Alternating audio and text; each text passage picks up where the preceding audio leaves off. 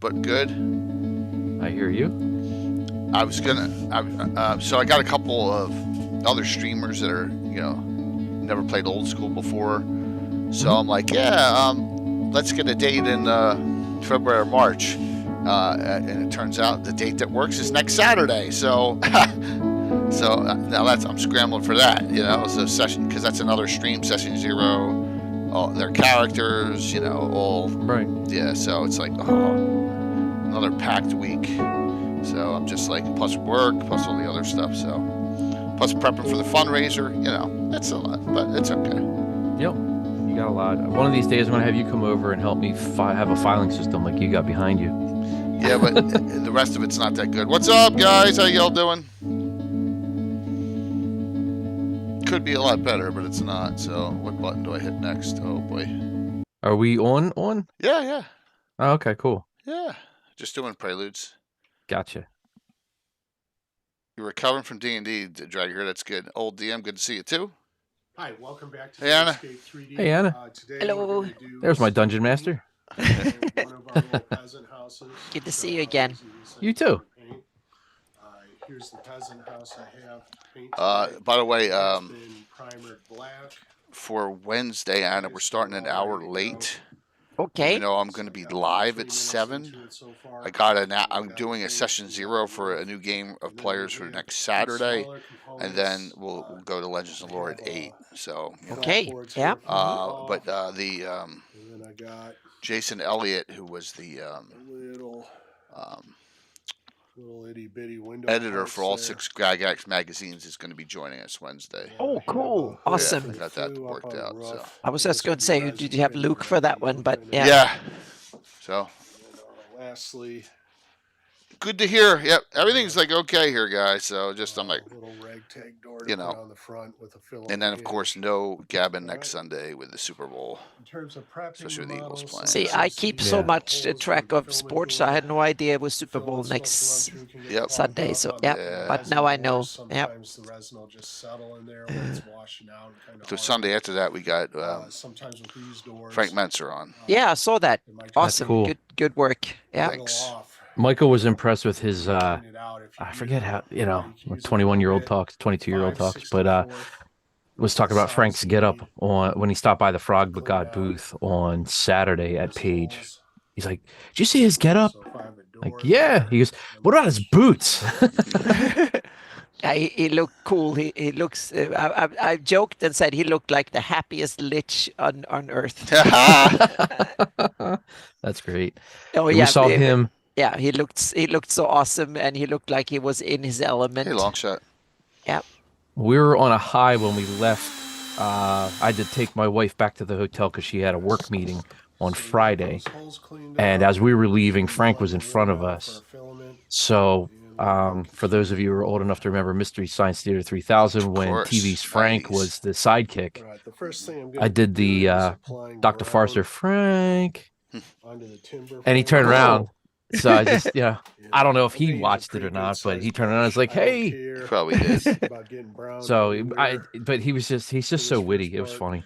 In fact, So I said I'm running my wife brown again, to a meeting for her work, and then I'm lighter coming side back on with the mid-tone. 22-year-olds. We're gonna work I back know at the I Frog use so God booth. much That's what we did most of Friday night, brown that I'm, and then the filling in Glazers the took details, of our course. family out to dinner Some of that Friday night. So black that Nice. was awesome. comes through Yeah. Yeah, the and it was back. nice because I used to play Don't ice hockey want right to around the corner from that expo center. waste your time And there was a nice getting pub, the around Perky. this. That's why I was joking with Jay the one night We'll about it. actually take Uh, it from it in the To get to end. the Perky, because they've got great pub food. So that's where we went Cool. with the Ah. Glazers. Yeah, We were with Joe Block Do that make sure night. you kind of hit. cool. And Joe the Block's tops and game, yeah. bottoms of It's your at Battle of timbers. Emery Meadows was that night. Okay. I did not get to talk to him as Don't much just as paint I the face did of these last year. things.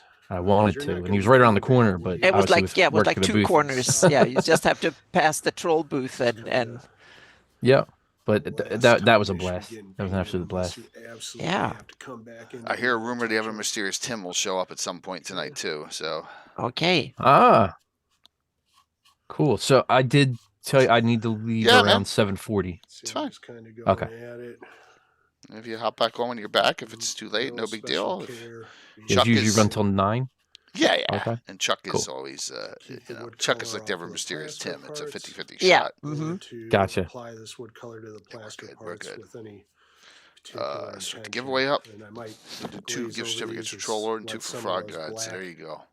Cool. That'll be a nice one black tonight, timber everyone. lines come There we through. go. Dun, dun, dun, Kind of dun. dry brush it Okay. a little bit. 6:49. Seems still early. I think it's set up everything here. Yep, there we go. I think I'm good. Sometimes I might saturate it a little bit. Yep. and sometimes I Yeah, might just everyone go loves that new Tim tops and move emote. along. Variation is really Yeah, the it looks key. really You wanna cool. It paint looks like barely either fantasy or Star Wars. I'm all not sure over which. the place, okay? Oh, yeah, Yeah. or So you yeah, want to avoid or just a crazy, insane Tim, the which same way. Mhm. it was every day of my life in high The school. key is really to balance pigment in different areas. Even though he went to a different high school. Shimmer So. in the end. So he came over just to mess with you? No, just we'd be, whenever we were D&Ding, Mm-hmm. Finish that up. Is that how you guys met, through mutual D&D friends? through Walt.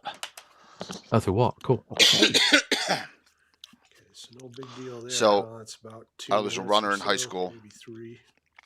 And so We're was done with Walt the and the first crew. part here. We're at the lunch table.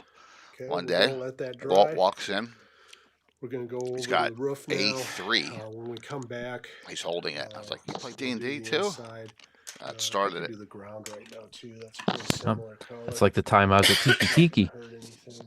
and I just happened to be at their one and only small box of old school stuff, and some guy came up behind me and said, "Hey, that's what I like to see. Somebody look at the old school stuff." Who was That's when I that? met. That was you. I know. 2018. Well. Oh, cool. I'm just gonna Yeah. put down a quick coat of this I confessed to my spine, like yellow.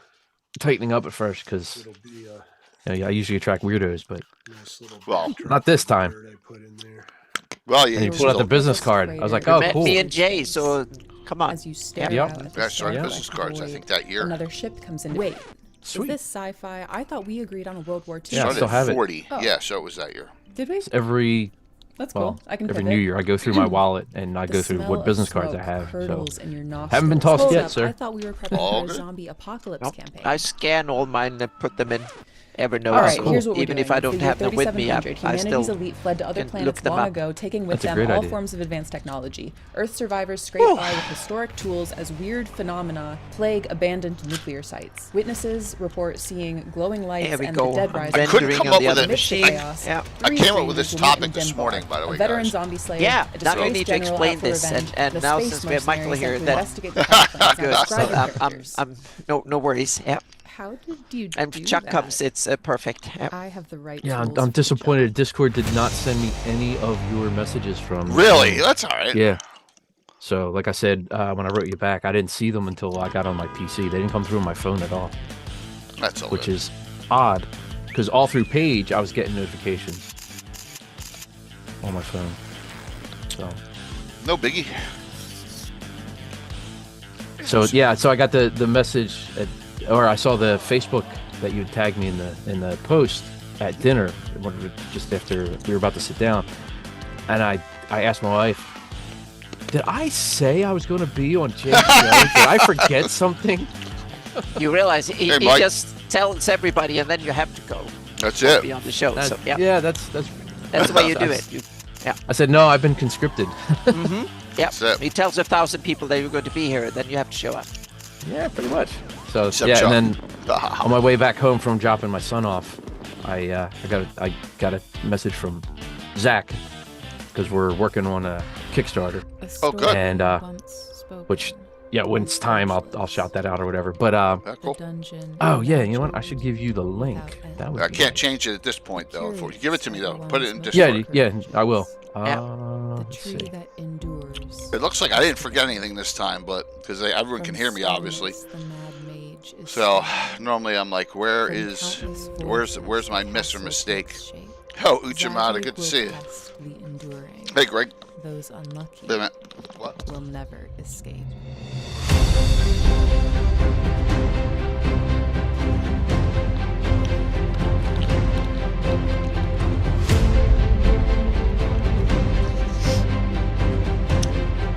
Jay, do you want it here or in Discord? Yeah, just Discord's the best way.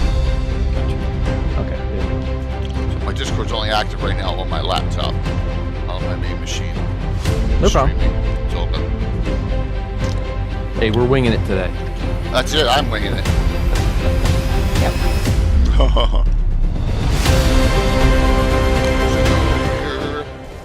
What can I find? What I'm looking for? There we go. And I don't know who, because Friday at Page, Bill had said he wasn't sure he was going to be joining Anna's game for sure or not. So I don't know who talked him into it, but whoever it was, thank you. Because His son did. Oh, his son did. That's sweet. Because Yep. yeah, That was so good because he got a full crew. That was much more fun. I found out afterwards the reason why my son and Bill's son were getting along so well is because Sean had the Flyers game on his phone during your game. Oh, so they could. That's why they were busy in between things. They could, track. Yep. Yeah. So they were That's so good. celebrating Flyers goals at the table. That's hilarious. But the good thing was I didn't notice anything. They were just attentive. No, to they the were game attentive. and- Yeah. Yeah, Yep. it was awesome. So they seemed to have a good time. So yeah. Plus, my son was playing World of Tanks, kicking everyone's butt. That's what he went off and did. I Well, I had heard those seminars. I heard that. And then Tim's son, if he doesn't take out that Raven right off the bat, who knows if Yeah, he was good. Yeah. what would break loose. Yeah. That and you took those ghouls in the middle there. That was the tiebreaker. That could have broken the adventure if you hadn't dealt with them so efficiently. That would have been I wonder what would have happened if I tried to turn them one more time instead of going with the spell. They are unturnable. That would have been bad. That would have been real bad. They are basically unturnable. Yeah. What you can do is that you can get their attention. And, Yeah, and if because- they Yeah, have no other Simon's here. options, so yeah. And Michael Z from Praga. Yeah. Everybody. So it's cold in my basement, so I'm wearing a nice hat. Oh, we finally got California winter weather here with like 78 degrees, so yeah. It was It's been, yeah. 19 this morning. After it was Uh-oh. Jay, 50 the last few days. Yeah, it was really cold. It was really cold. What's up? That's what we've been having. We've been having 50s, and now all of a sudden it got back from cold for being here to kind of warm for the season. So it's perfect. All right, there we go. Live and functioning. So, hope everyone's doing well. I got myself tonight, Anna Meyer, and Michael Z. Hello. You don't use your real last name, right? Yeah. It's fine. I did.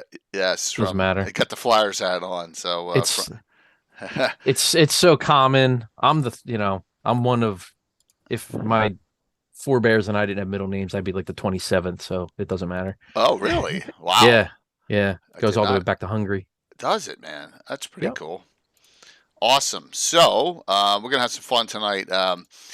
These are one of those topics that came to me in a dream. Mhm. Actually, I opened my eyes and go, I got it.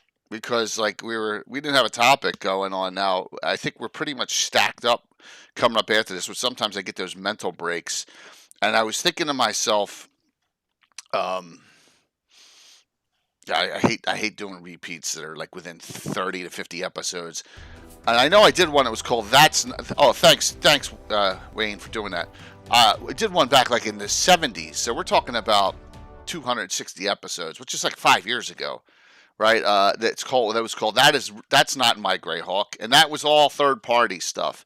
Well, I didn't have anywhere near as much, and this is just a tip of the iceberg because I can't get it all. So here is the Frog God Necromancer pile I brought up, right? Here is, and this is just, like I said, a sliver. This is some of the Troll Lord stuff. And then I got 3 other companies here. So, that are here. There's an Anthony Huso on the top there. Yep. So, so I figured since we all are talking about campaign development, let's talk about getting away from WotC and TSR stuff and what do you do to help with your campaign with independent companies and independent publishers. Right, I think that's a great idea, and I've taken it to heart and done a lot with it. And I try to think of myself when it started. I should have brought that stuff up, but I can just I can float up the wall here. We'll go to let me bring up the picture real quick. It's easy to remember when it started, and I get who, and he's not on yet, and I guess it's his own fault for not being on yet. But I know he's coming on at some point. The ever mysterious Tim, and let me make sure this is the right one. I think it is. Yep, it's the right one. I want to make sure it wasn't Gary's joke one. So we come over to here, and this goes way back. So if you look at there it goes again, Anna. My gosh, this stupid thing. So I got to go like this. I got to go desktop. It's actually like not show. It's showing desktop 1 again. It doesn't automatic. It's defaulting back to 1 every time, which is strange. Which is weird. All right, so here's my wall of fame, and if you go down here, you got 2. This one came later, but you got 2 that are from the early '80s, right? One is Fortress Ellendar, and the others everyone knows Dark Tower. I mean, Dark Tower is a top 30 of all time adventure. I mean, we're talking about something that, and it's by Paul Celestial Jackways. Back to, hey, John. It's a great adventure. So this goes back to Tim having this stuff, and I got my own copies then and ran them, but he ran both these for me. So my character Gazumba and his companion, his friend Hawk, went through both those way back in the day. So third party publishing for me was right off from the beginning. Right when I met Tim. Because Judges Guild. Judges Guild's all third party. I mean, it's like that. Judges Guild. All right, here's a good. Let's see if we can get this relation. Judges Guild is to D&D what Activision was to Atari. Yeah, that's a good analogy. Yeah. So. Perfect. How about you, Michael? What about me? Way back. When do you remember the first time you used something that wasn't like a TSR product for your game? The funny thing is, the Clover Shopping Center in Westmont had a card store, and the card store had an end cap where they would put all the TSR stuff. They only ever had TSR stuff. So unfortunately, until Twilight 2000, I don't think I had anything that wasn't TSR. That's why I'd asked Tim and you in chat over the last 6+ years now, where did you guys find Judges Guild? Because I never saw it anywhere except in ads in Dragon Magazine. The Berlin auction had it, and that's what Tim answered me in a whisper one time. He's like, the Berlin auction farmers market had it. That hobby store down there had it. Yep. And I like. If I had a time machine, we all had time machines. You know how many freaking of those Menser Falx adventures I'd have, and I'd have them all sealed, right? Because they're each like $3,000 to $6,000 each sealed, or white box and all that. I mean, my gosh. So So I think the first not TSR stuff that we had in our house was my brother bought Avalon Hill's Powers and Perils game. Okay. But unfortunately, we couldn't make heads or tails out of it. So that ended up several years ago. I sold it to Noble Knight. Oh wow, okay. But because he basically said, any gaming stuff we had, I could have, because he knows that me and our kids were still playing it. I think I had my wife into the hobby by then, but he was like, whatever used to be at mom and dad's, you can do what you will. So I was never going to use it here in my quote second stint of D&D since 2000. Right. So, but no, unfortunately, I don't have an answer because we never had third-party stuff. And if any of our friends did, I don't recall it. So they might have been running it from behind the scenes, but I don't recall it. So I never saw Judges Guild stuff around here. So something I have like 4 of them in my basement I didn't bring up was, and Tim's dad was big on this. He'd take Iron Crown Entertainment ones, which were all areas of Middle Earth, and he'd convert them over into D&D real easily. What's up, Dale? He'd convert them over into D&D, and he'd use them. The first time I ever fought a barrel weight was when Tim's dad was running it, and that came right out of. I think that came out of the Witch King of Angmar, the Angmar sub one that he had, which is really cool. I mean, those things go for a lot. Roll aids, that's a good one, Lando. That's early too. Yeah, that was. Yeah, they were really early. You know what? I'm having 2 bells go off. One, the roll aids that was just mentioned. 2, you mentioned MERP. I forgot after we moved to out of Westmont to Collingswood in '82, the dungeon master that DM'd the most when I wasn't, was great ahead of me. He had MERP, and he used MERP's critical tables in D&D. So that was awful. That's what they were infamous As a player. for. Yeah. Well, Yeah. Tim uses Warhammer Fantasy Roleplay by some trauma doctor. so Yeah. yeah. I heard that on your show once. I'm Yeah. like, okay, I thought I had it bad with MERP. Yeah. Yeah, MERP ones are pretty nasty too. Yeah. So But, Anna, yeah, what somebody had okay. rule aids, but I'm sorry. Yeah. I Oh, keep on gonna say, going. No, somebody keep had- on going, Mike. It's fine, man. You're Yeah. a guest here, so yeah. So somebody had roll aids. I want to say the Dragons one, but I don't recall they're using it other than like I borrowed it. I took it home from school and then took it back to school the next day, kind of thing. Excellent. So, still not much of an answer. Yeah, it's still a good answer. I mean, like I was introduced to all of the third party stuff from Tim. I didn't know anything awesome. about it. I was like, wow, there's other companies that make stuff for D&D. I mean, this is 1980, 1981. Mhm. You know, it's early. It's really early, and I'm like 13 years old, and our money only goes so far. Right. Back then. So yeah, it was cool. So Anna, how about your thoughts on this? Yeah, the first I used was actually from Palladium. There you go. It was the Awesome book. it was this book came out a little bit later, but it was the compilation. This is a compilation of a bunch of stuff, and the first ones I got was the book about castles. I have the little. There was like 2 or 3 little booklets about castles from Palladium, and there was one about armor and weapons as well. So I got those. Those were my first third-party books, and I devoured them, and tried to learn about medieval stuff because I didn't have a clue about medieval in the beginning, so I had to study it. So that was my first, and roll aids came very soon afterwards. They had about giants, one about elves and stuff that I think, and it was kind of sad. It was the worst brand naming in history of tabletop role playing because it was just when the AIDS epidemics. I When that didn't hit, even think about that. Wow. yeah, it was just the Wow. same year. It was bad. So roll aids was kind of a really cool idea, and then it was just and I think I don't know if they got sued, but they were really good. They had a bunch. I think they had humanoids. I know they have giants, elves, and a bunch of others. So they were great too. So I picked them up, and this one you can still get either I think in one print, but you can buried here definitely get somewhere. it in PDF from Drive-Thru RPG, and to this day it's a great compilation. It has lots of stuff. It's a setting or like system neutral, but if you want to have one book that brings up everything from castles to weapons to armor thanks, to Brynke. whatever, it's a fantastic compilation. So well worth the $10 or 15 or whatever the PDF costs. I agree. I got it maybe Yep. 5-6 years ago in print. I had the PDF from Drive-Thru Thank maybe you. a little bit longer than that. But yeah, no, it's a great, Oh, great radical, resource. thanks. Yep. I'm looking for, because I got it. I got the Palladium one. What's the thing where you race around with the horses? Velodrome? What That was might that be. The Roman, Yeah, it's good. Yeah. from Ben-Hur.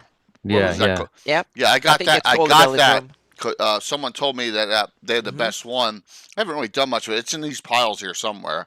So, Yeah, Circus Circus Maximus. Maximus. That's it. Thanks, Will. It's the one in Rome. I think is the biggest one. Yeah, thank you. But it's actually a box set, and I got it real cheap, which is good. So awesome. 4 giveaways tonight. I put 5 up. Huh? 4. 2 from Trollord. $10 gift certificates. 2 15s from Fog God. There you go. You get your choice as we go along. Thanks for the hype train. But I hope you enjoyed the adventure yesterday.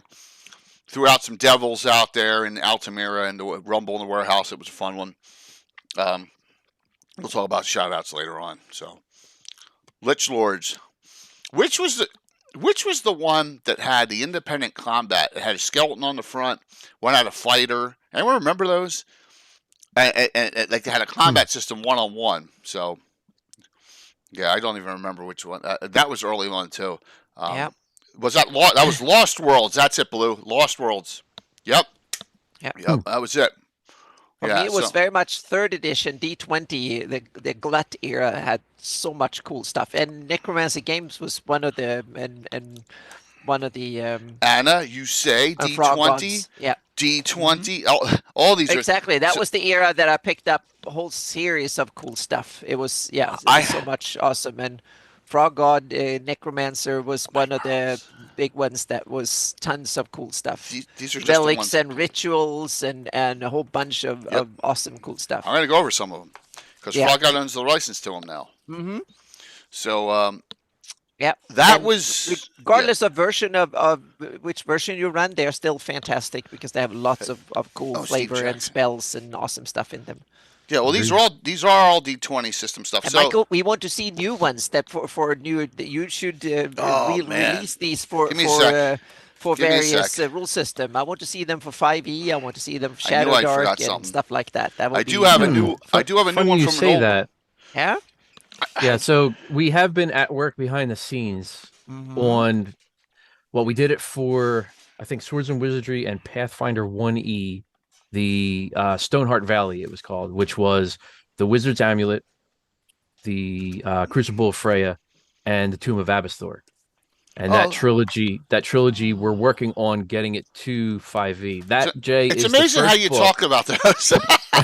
I'm just showing ones I did. Do you remember the Wizard store at the Morristown Mall? Yeah. That was when after I got back into the hobby in 2000 with my brother and I said, hey, you know what? To get our sister into it, instead of trying to find our old stuff in our parents' attic, let's just learn 3rd edition with my first wife and our sister, because that way we'll all learn 3rd edition together and they won't feel intimidated because we know the rules and they don't. So that's what we did. And when Wizards originally came to the area, the closest one was Exton, which is like an hour away. Yeah. So we drove out there once. And then when they moved, or when they opened the one in Morristown, like, hey, there's one in Morristown. And the first module I saw and purchased there was Crucible of Freya. So because it was $2. It was intro. It was. So here's the thing with these, and let's just we're going to bounce all over the place. So Michael's got to go for like a half hour in between. I don't know what happened with all the downloads, if they're gone in here, but like this is all added material for Crucible of Freya. All this is extra download, free download stuff. Supposedly, and I haven't tested this, supposedly if you can find those sites on archive.org and have that password on the title page, they still work. I haven't tested it, but that's what I have heard. Because there is so much great download information here. So you also got this adventure here, and that's the Wizard's Amulet. That was a freebie that was added in, and you should notice I have that's the prelude to Crucible of Freya. So right. Yep. So there you go, and that's why it looks so thick, because I got them all. Because I beat them up. I don't care. And Abasthor is the same thing. Look at all this add-on stuff over back here. Right. No, those are a bunch. Yeah. Well loved, I think, is the term. Well loved, well used too. I forgot Chaos Rising, man. I can't believe I did that. Because that was such a great adventure. It was super high level. So. And then I could look at I have to pull up my spreadsheet, but the 2019, 2020, 21, maybe somewhere in there, we did Chaos Rising 2. This? Yeah, that one. Yeah, I knew you were excited about that. Yeah, and it's in Swords and Wizardry. Let's be honest, you actually gave this to me, so. I did. You did. I appreciate it, and we may be running that in the future there. So, Chaos Rising Into the Abyss. It's in S&W, which is close enough to old school. Easy conversion. It's not in 5e. Right. So, yep. Right, because Swords and Wizardry is based on 0E with all the supplements. Yeah. Because our stuff was always Swords and Wizardry complete. So there's a lot of I brought Stoneheart Valley. You bought Stoneheart Valley. I have them down here buried. But we'll talk about this. But I love this Cat's Cradle. That's the one I love. That's a great city. But we can talk about a lot of different things. So here's what I wanted to discuss. Okay. You have all this information. You have all the TSR stuff, and it's all over the place. Splat books, adventures. Some good, some bad, and then you have your campaign, and a lot of times people are like, I just don't have time to write, or I just don't have time to develop something here. What can I do? And that is where I think independent publishers like Frog God, like Troll Lord, like a couple others I have here, just as examples, will really come in handy for assisting you. And I don't see any harm in doing that for Greyhawk, right? Mm-mm. Nope. None at all. And here comes Gargamon in a raid. Thanks, man. Appreciate it, dude. Gargamon's a pure 2E guy, so yep. Cool. Yeah. So let me give you an example. And I know I've talked about this before, but we got so many new people. I think it's good to revisit it. So let me go. And of course, I shouldn't. You see, I wasn't ready. I didn't bring up my map. So I'm gonna make Anna give me a porta potty map for all my locations, Michael. Oh my, no, it's only 7 terabytes. I'm making one for Cannibal Publishing right now. So yeah, yeah. rendering in the background. I'm here. assuming it's a limited. It's not the whole world, is it? No, it's for one adventure. Yeah. So, yeah. Is that WC on your map? Is that what it is? Yeah, I'm working on the whole world, but one little piece at a time. But I also, yeah, so Really appreciate it. I'll talk about this on at the GaryCon at my on my nice, seminar. Beautiful. Yeah. Cool. So if we come up here, all right. I love this because the solo campaign I'm running my wife through is not far from. It's just on the other side of Selene, I think. To the northeast of Selene. We're going to show one of the first ones. Coming up here. Oh, what's that? Is that Dark Tower up here? There it is. All right, so Anna actually helped me place Dark Tower on the map. And then out of the way place between the Grand March and the Duchy of Ulick. Yep. You know, is it really bothering anyone or anything there? That's what I wanted. I wanted it not too far from my main campaign, but close enough, you know, and out of the way. So there's Dark Tower. All right, and if we come up here in the Shieldlands, we got a couple up here. Here's Fortress Elendar, right on the border of the Bandit Kingdoms. Now, when we ran this in the 80s, this is well before wars were even out. The Bandit Kingdoms were invading the Shieldlands, and that Fortress Elendar was the key to stopping them, and that's why I placed it right there. And we actually ran it was a 2-parter. We ran the adventure, and we ran a battle system for the war. Yeah, so that was a fun one there, and that's there. And we come over here. Oh, you know, if I can go back to the earlier question, I recently got from different worlds. Tadashi Ihara has a lot of the old modules, and he for a while had magazines. He just emailed me back and said he was out of stock on the different worlds magazine, but the Mines of Karadav, and I can't remember the fortress or castle that's connected to it. There are 2 models that go together. I'm actually going to put them east of Greyhawk near Blackstone. There you go. Yeah, because that's where some of the mines up there. Yeah. So my brother's character, his PC retired because he found in our campaign, it was actually the Dwarvish Lords, but you know, if I'm going to play it larger, it won't be because, you know, it's an artifact. But it made his character, who was human, into a half dwarf. A mole. So he's using for that. So he's using that to influence the mining. He's basically Lando Calrissian. You know, he's gone into mining and retired. So he's in Blackstone running a mining operation. So I was going to use the Mines of Karadav in that area and, you know, plunk it down there. You bought it for the cover price, Moose? Was it in the shrink wrap too? That's awesome. That's really cool. Oh, cool. Yeah. So here's the Siege of Durgam's Folly by Mike Merles. That's a good one. Yeah, and that is right there on the map. This is an Order of Ulick Keep now. In the Shieldlands. Nice. Pursuer's Lodge. Trivia question. I know this is going to be whose location is that? You need ultimate cheese. This person was just featured as a surprise in a recent Marvel movie. A real surprise that no one saw coming until they saw it for the first time. Like, oh my God, they put him in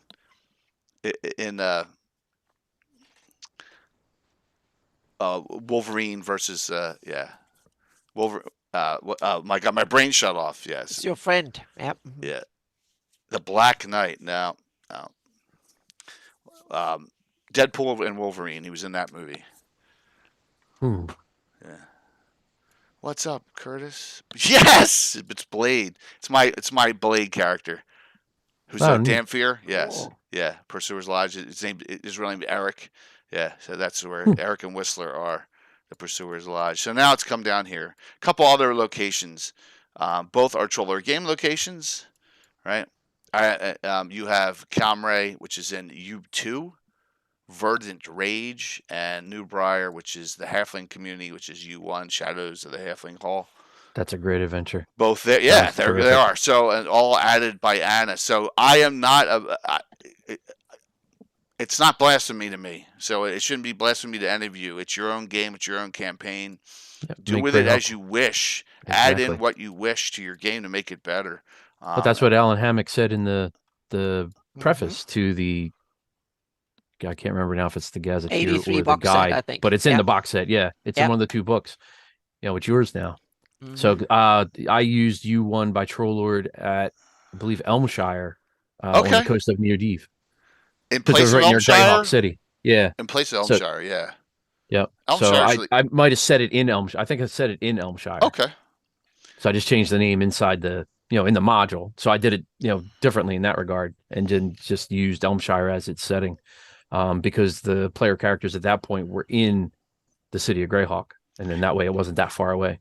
Elmshire is the Palermo of D&D, according as we have according to Patton. It's the Palermo's the most conquered city in all the world. Well, Elmshire is the most abused.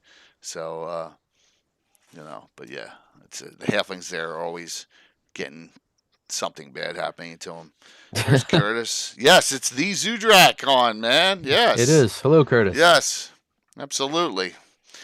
And like I said, Curtis, you missed the beginning, but I came up with this topic this morning because it was like mind blanked until then with all the other stuff going on because I was so rushed getting the homebrew, getting the Adventure Saturday up and done, and then I was brain dead after that Saturday night. We're supposed to have friends over, and they canceled last minute. It was just like I was like dead on the couch, so I really lost track of time. Yeah. Sunday before Super Bowl. Yeah, exactly. I got so much, got to do it all now. So, let's just. Oh, here's one more. I missed this one. I've shown this one before, and that is one of my favorites. Trouble with Durbanford. This is good. Michael, I you ever confess looked to at this? not being. I am not familiar with that one. I know the title. I know that you ran it, It's hard and I know that we get requests to have that updated as well. Really? Yeah. So we do have an OSE team at work on converting some things, although we're trying to focus more on newer stuff on OSE as well as old. So we're kind of trying to do half and half on OSE. CNC, we have at least one person, I think two, Hey, check. working on converting old stuff to CNC slowly. That's cool. That's cool. Yeah, so it's really cool. Between 5e, CNC, and OSE, having three systems that can be old school but are, they're really fairly new. Yeah. To get people to enjoy our stuff, in their system of choice. Mm-hmm. And this book here, I think is still available at a reasonable price on eBay. It's not one that's going to cost you like $50. I bet you can get this for 20 or less. This one, because it's not like, oh my God, it's one of those rare, ultra rare ones. I think they made a lot of them, so that's another good one. And if you look on eBay, I think his seller name's Bad Mike 3. Mike Bottolato, who is one of our principals, sells a lot of our stuff on eBay from the D20 era that he has in stock. And he has tons of stuff. Oh, he's got a lot of stuff he's hoarded. I got it, or leftovers and stuff. Yeah. Yeah, it's fun. He also has a lot of third-party stuff from, the 1970s to 80s first edition era, if you want to call it that. Excellent.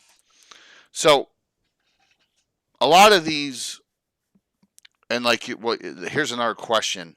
Well, how do I know where to put them? That's a good question. Mm-hmm. I don't like some of these are, and there's others I'd love to run. I think that C series from Troller Games, it's like 7 adventures. I can't figure out where I'd put it, so I haven't run it. So the U series was an easy place.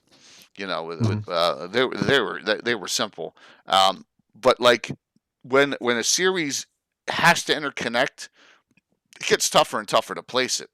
And The I've A always, series tough that way I've always said that of too. theirs. Yeah, it's really hard to place to place those kind of adventures. So However, yep. A0 to A4 fits very nicely along the Jewel River, south of Ulek near the Pomarge. Okay, Because they're that's where I said A0 to A4 from Trollords right. in Okay, CNC. interesting.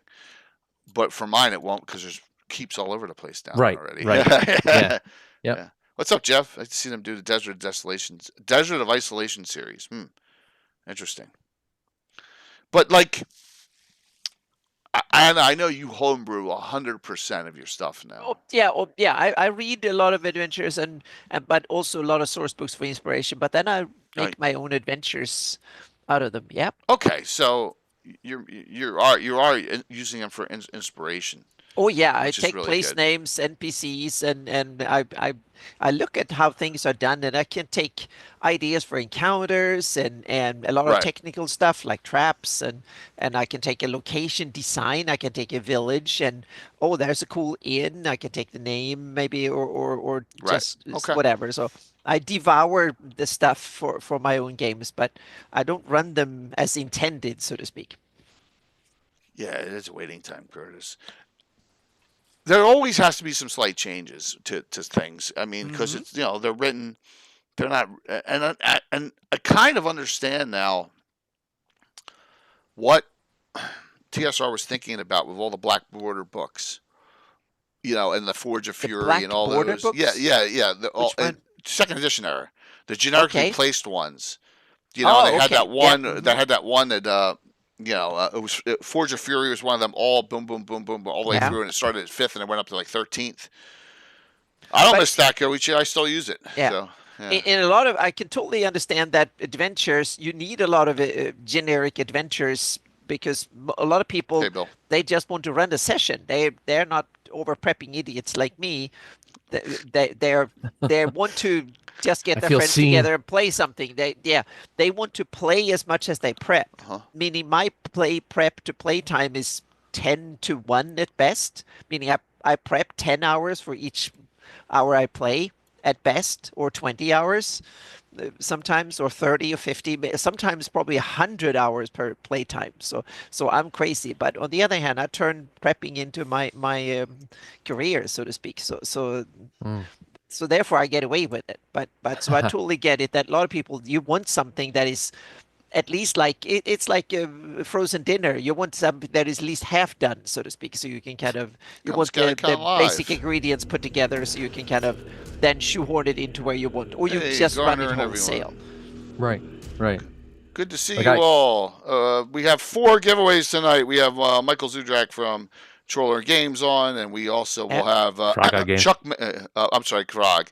I was thinking Chuck. Fine. I was thinking ahead. It's fine. Yeah, and we Chuck from Our booths were right near each on. other at Page. The other mysterious Tim may be on, but thank you for coming on 4 giveaways tonight, everyone. So exclamation point drawing. Please feel free to hang out and enjoy the discussion because we're talking about utilizing independent publishers in your campaign. So I don't know if I told Jay how I got back into working in gaming because You have to. So all right, so in late 2004, I was playing CNC or finding out about CNC. I'm sorry, 2005.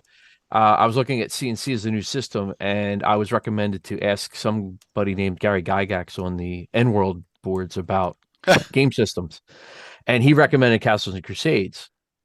So I ordered the Player's Handbook. So that was the only book at the time that they'd had available, other than the white box that they'd put out, I think, earlier that year. And I was taken with it because 3rd edition was so rules heavy at higher levels. I was looking for something simpler. So I went to CNC, and then within a year, he did an open call for writers to help flesh out the city of Eggsboro. So I was graciously accepted when I put in a submission. And I started writing on the Rivergate sector, but unfortunately had to withdraw due to the declining health of my now late first wife. So I think I resigned like November or December of 06. So she passed 07. And then by the time I really started to get back into the swing of things, I ended up writing in early 07 a monster for a CNC fanzine called The Keeper. And then that was it for about, I guess, 12 years. I'm looking at my cheat sheet here. In 2016-ish, if anyone's heard of Throwy Games, that's Tom Wilson. Yeah. He does these excursions where it's like one page. It's not even an adventure. It's like a one-page encounter to an adventure. It could be a double-sided page that you can plop in anywhere. And my wife had just joined the hobby and in 2016, and she needed some stuff going on in the gnarly forest because that's where her adventures were taking place. And I found this book called Forest Excursions by Tom. I'm like, this is really good because this is kind of the kind of stuff I can plop in there. And I looked at it and went, I wonder if he could use an editor. So I knew Tenkar knew him. So I wrote Tenkar, and Tenkar's like, yeah, here's his contact info. Go ahead and shoot him an email. And Tom's like, I was just going to hire an editor because I was going to start looking for one. So it just seamlessly worked out that I started editing for Tom right then and there from 2017 through 2021 or 22. Trying to get my years up. But 2021, because I was hired full-time at Frogott in 2021. And so through that Forest Excursions book, he's got mountain excursions, city excursions, and then I started editing on Back to Basics. And the monster that I wrote in 07 for Castles and Crusades and went into the Keeper zine, Tom put in issue 10 of Back to Basics. So now it's cool out there for CNC, and then now BX or Old School Essentials. And then from there, after I got laid off at the concrete company in 2020, I said to my wife, so what do you think about me pursuing this full time and making this my job? So I ended up getting 5 more clients between March of 2020 and early 2021. The 6th client was Frogott, and then they hired me full time in September of 2021. Awesome. So it's good to it's hear. just awesome networking through the community. Mm-hmm. I mean, it's fantastic stuff. There's stuff behind the scenes I can thank Jay for, because of where our family goes to church now. So it's just funny friends stuff behind the stuff. Friends. Yeah, it's just awesome networking stuff. Someone who's supposed to be on computers taking forever, I guess, is updating. So he has the ever mysterious computer. Yeah, of course. Oh, I thought it was Chuck. No, Chuck gave Chuck me doesn't reboot. Chuck gave me a lame excuse. Yeah, he doesn't. Yeah, he does. He probably just stays on. It's all about who you know. Yeah. That's it. We used to say something else to that term, Will, but I can't say it. I'll get a 30-day ban. So so I'll stay off of that. Yeah, but let me put these down here so I have some room. All right. So let's show while Michael's still on, and then we'll go back to some Trollord stuff when Michael's out for the half hour. You can say it, Bill. I ain't saying it. Yes. This adventure I've prepped for 3-4 years, and I'm like, I'm gonna run this. I'm completely ready to run this with this, but I haven't yet. The Hall of the Rainbow Mage. That one, my son just did the virtual. It should be on drive-through soon. The virtual tokens and maps. He did the player maps and the Dungeon Master maps to do. We just generally will do basic VTT stuff for it. Oh, cool. So he did the tokens and the maps, player and DM maps for that. Yeah, I'm ready to rock and roll. The Rainbow Mage in my game would be a quasi-elementalist. It fits perfectly. So yeah. Do you have the PDF of the new version? No. This is the D20 version. Right, that's the D20. I was wondering if you had the newer one. If not, I will make sure you get a copy. Sounds good to me. Yeah, absolutely. Yeah. Yeah. Awesome. Yeah, so I have a lot of stuff prepped. It's just a matter, along with Carlos' adventures, it's just a matter of fitting them into the schedule, fitting them in where they, because with the campaign, here's another thing with your campaign, you can run something, but you kind of want it to make some sense, right? And so this one is just like, when am I gonna do this? Well, it's for levels 7 to 9, so I have to fit a group that fits with it. it has to be an area that makes sense, and it has to have the right characters and the right mix for it. But I think we'll get to it eventually. I've run a lot of these Necromancer game ones because they're really good. But I mean, there's like 30 or 40 of them. The entire K series, I don't think I've run any of those. You know, because those were like what were they? Necromancer Kenzers? Were Yeah, they? it was. I believe it was they were because we didn't really have the printing Here we avenues we go. do now. So we had Here's a couple White of them. Wolf was one of our printing sources. Trollord was one of our printing sources, That's not it. and Kenzer was one of our printing sources. Okay. And that was when Let me see. Necromancer was both Bill Webb, who's CEO of Frogod, and his partner Clark Peterson. They were together were Necromancer. Okay. Yeah, there's a lot of them. Here we go. Here they are. The K series. There's K6, Shades of Grey. Yep, standalone or 11 for levels 10 to 12. You know, really they're good. They're long. I mean, look at this. This is an adventure. It's got 170 pages. You know, I mean, it's not like these things are small. So I mean, you could be able to put these in. Now, I don't know if. Thank you very much for the follow. Really appreciate it. I don't think you can get these anymore in hard copy. I have some of them in hard copy, but a lot of them never came out in hard copy. Like the last one came out in hard copy. What was that called? There was two of them that went to China and disappeared. Oh man, it's gonna drive me crazy. I have one downstairs. I don't remember what it was. Okay, well. I'm sending you the Swords and Wizardry version of Hall of Rainbow Mage right now to your email, Jay. So Thank you. That. Really appreciate it. There's another one, Sure. Family Affair, K1. Yeah, that one looks fun. The one that I liked that we did recently was, and Bill remembers this because it has something. It has something on Tim level of disturbing, but I don't think I have it, and that's Aberrations. Mm. Yeah, here it is. It's this one. Let me switch screens. We really appreciate the support. What? It's got a Tim level thing in it. Bill, what happens in Aberrations? So it's like here, a fate. It says on the back, a fate worse than death. Something has awakened in the Mistwood Mines, and old evil stretches its tentacles across the Moonfog Hills, and once again the hardy folk below have a reason to live in terror. Yeah. Let's see, Bill may not remember. So, and it may not even be this one. I lose all track of everything. I think it was. Oh yeah, that's a Casey one. Yeah. I'm looking up now. Arm would be cool. His stuff's awesome.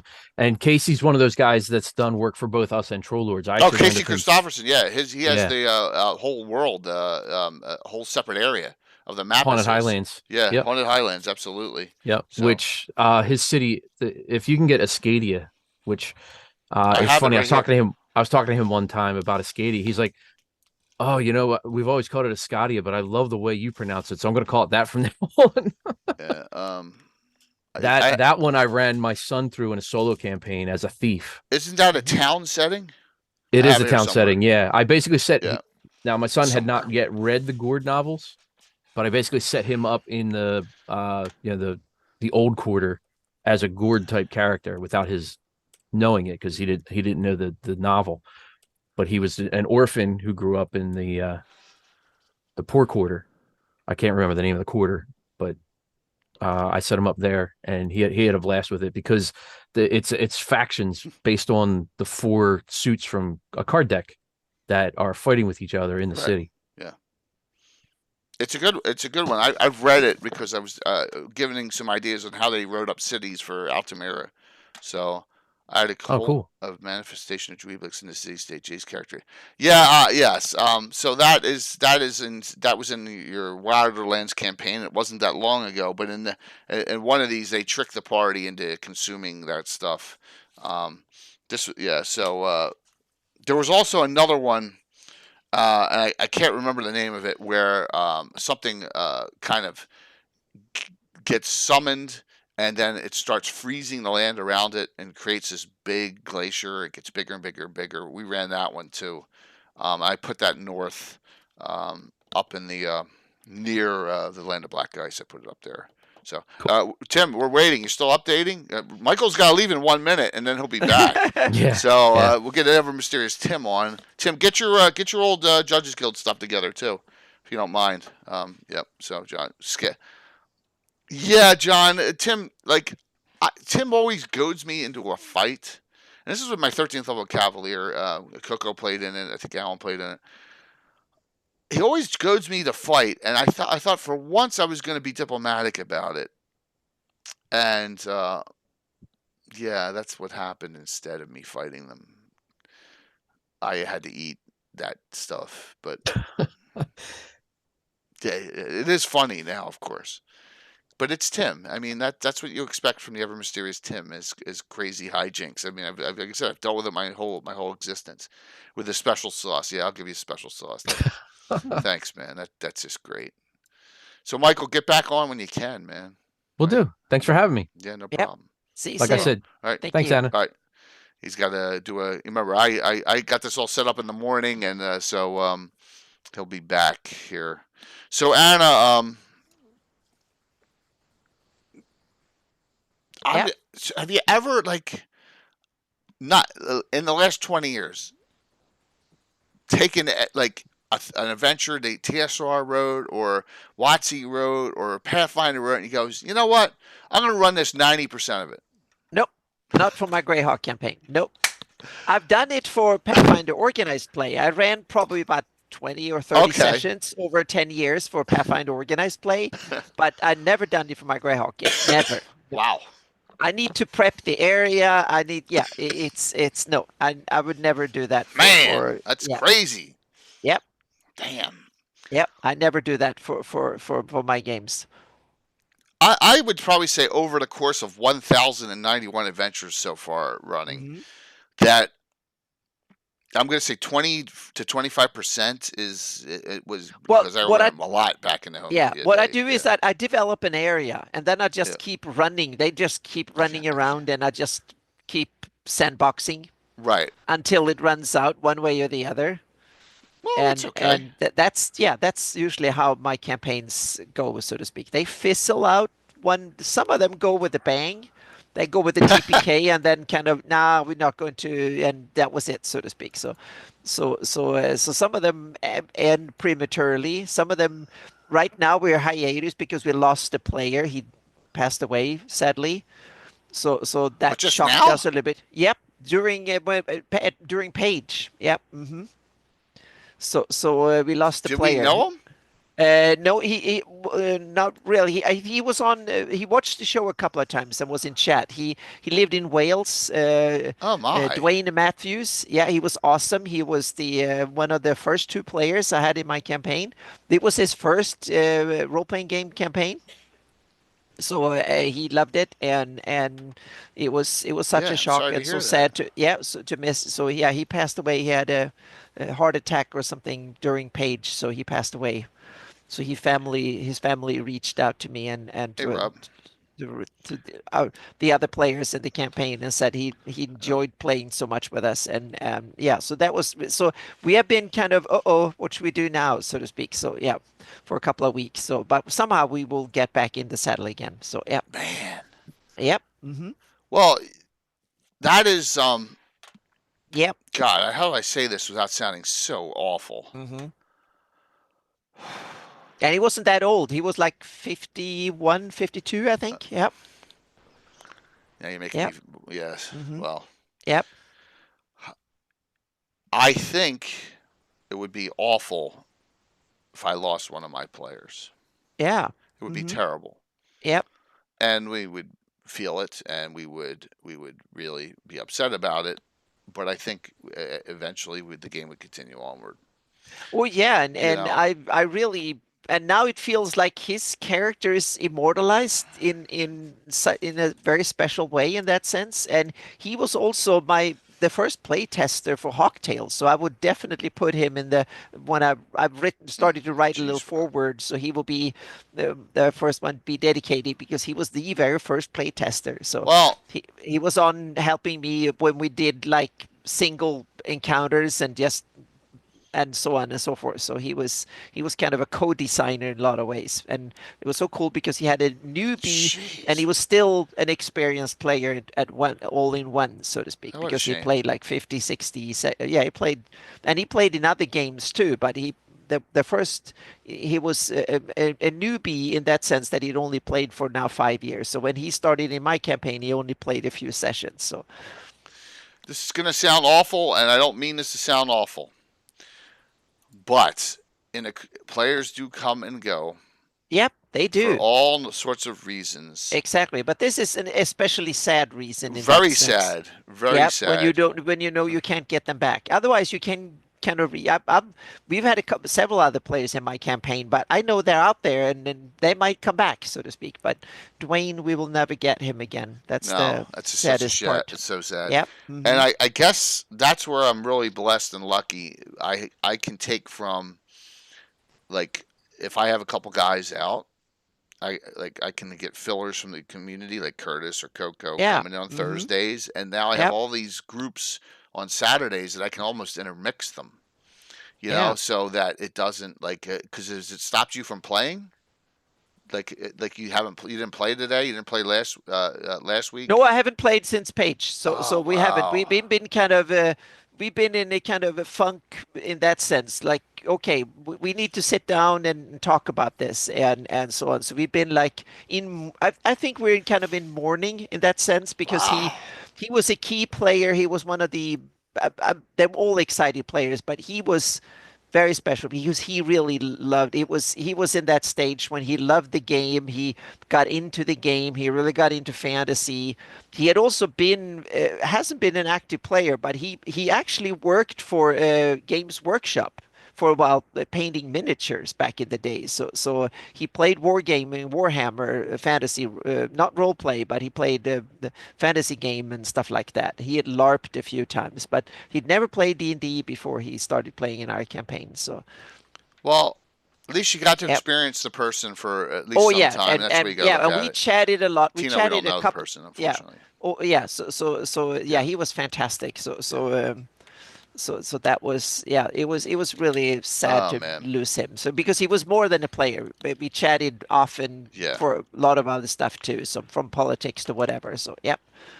And that's what Tim said. Gitano's gone. Yeah. Jason Zavoda's gone. Leonard's Yep. gone. Yep. Solus is another person I know. He was over from the GREYHAWK channel initially. There's a lot of people, and so note that I think there's plenty of people in the community that could fill the hole. Maybe not the way that person did it, but I think that's the way I look at it now. And I know there's two thoughts on this. I know we're getting off on a tangent, but it's okay. There's two thoughts on this. My guys on Thursday night are curmudgeons, right? Most of them. But sometimes there's a need for change Oh yeah. in the positive direction. You just got to be willing to make some changes and sacrifice. And I think with running the Thursday night group a little differently than I run all the special event groups, I think it works. And so I know you may want to consider floater characters, maybe floater players. You know what I mean? Oh yeah, yeah. I would that was the whole idea, because we kind of said that now Yeah. we run a deep campaign session after session Thanks, for Moose. over 60 sessions. So the idea was to have more of a West Marches style. I want players to come and go. So I want to run games where we play kind of from one shots at conventions to maybe up to 5 sessions tops. So I will run more pre-gens. I will have the characters ready. They will be basically NPCs in my campaign that the players will come in and play for a couple of sessions. And that will probably be my play model. So I will run them very similar to our convention games. I will simply say, you want to play with me next weekend or whatever, and here's the pre-gen. You can choose, here's like 5 pre-gens. Choose one of them. They already have a role. They fit into the adventure. They have a job, or they are a person in my game, so to speak.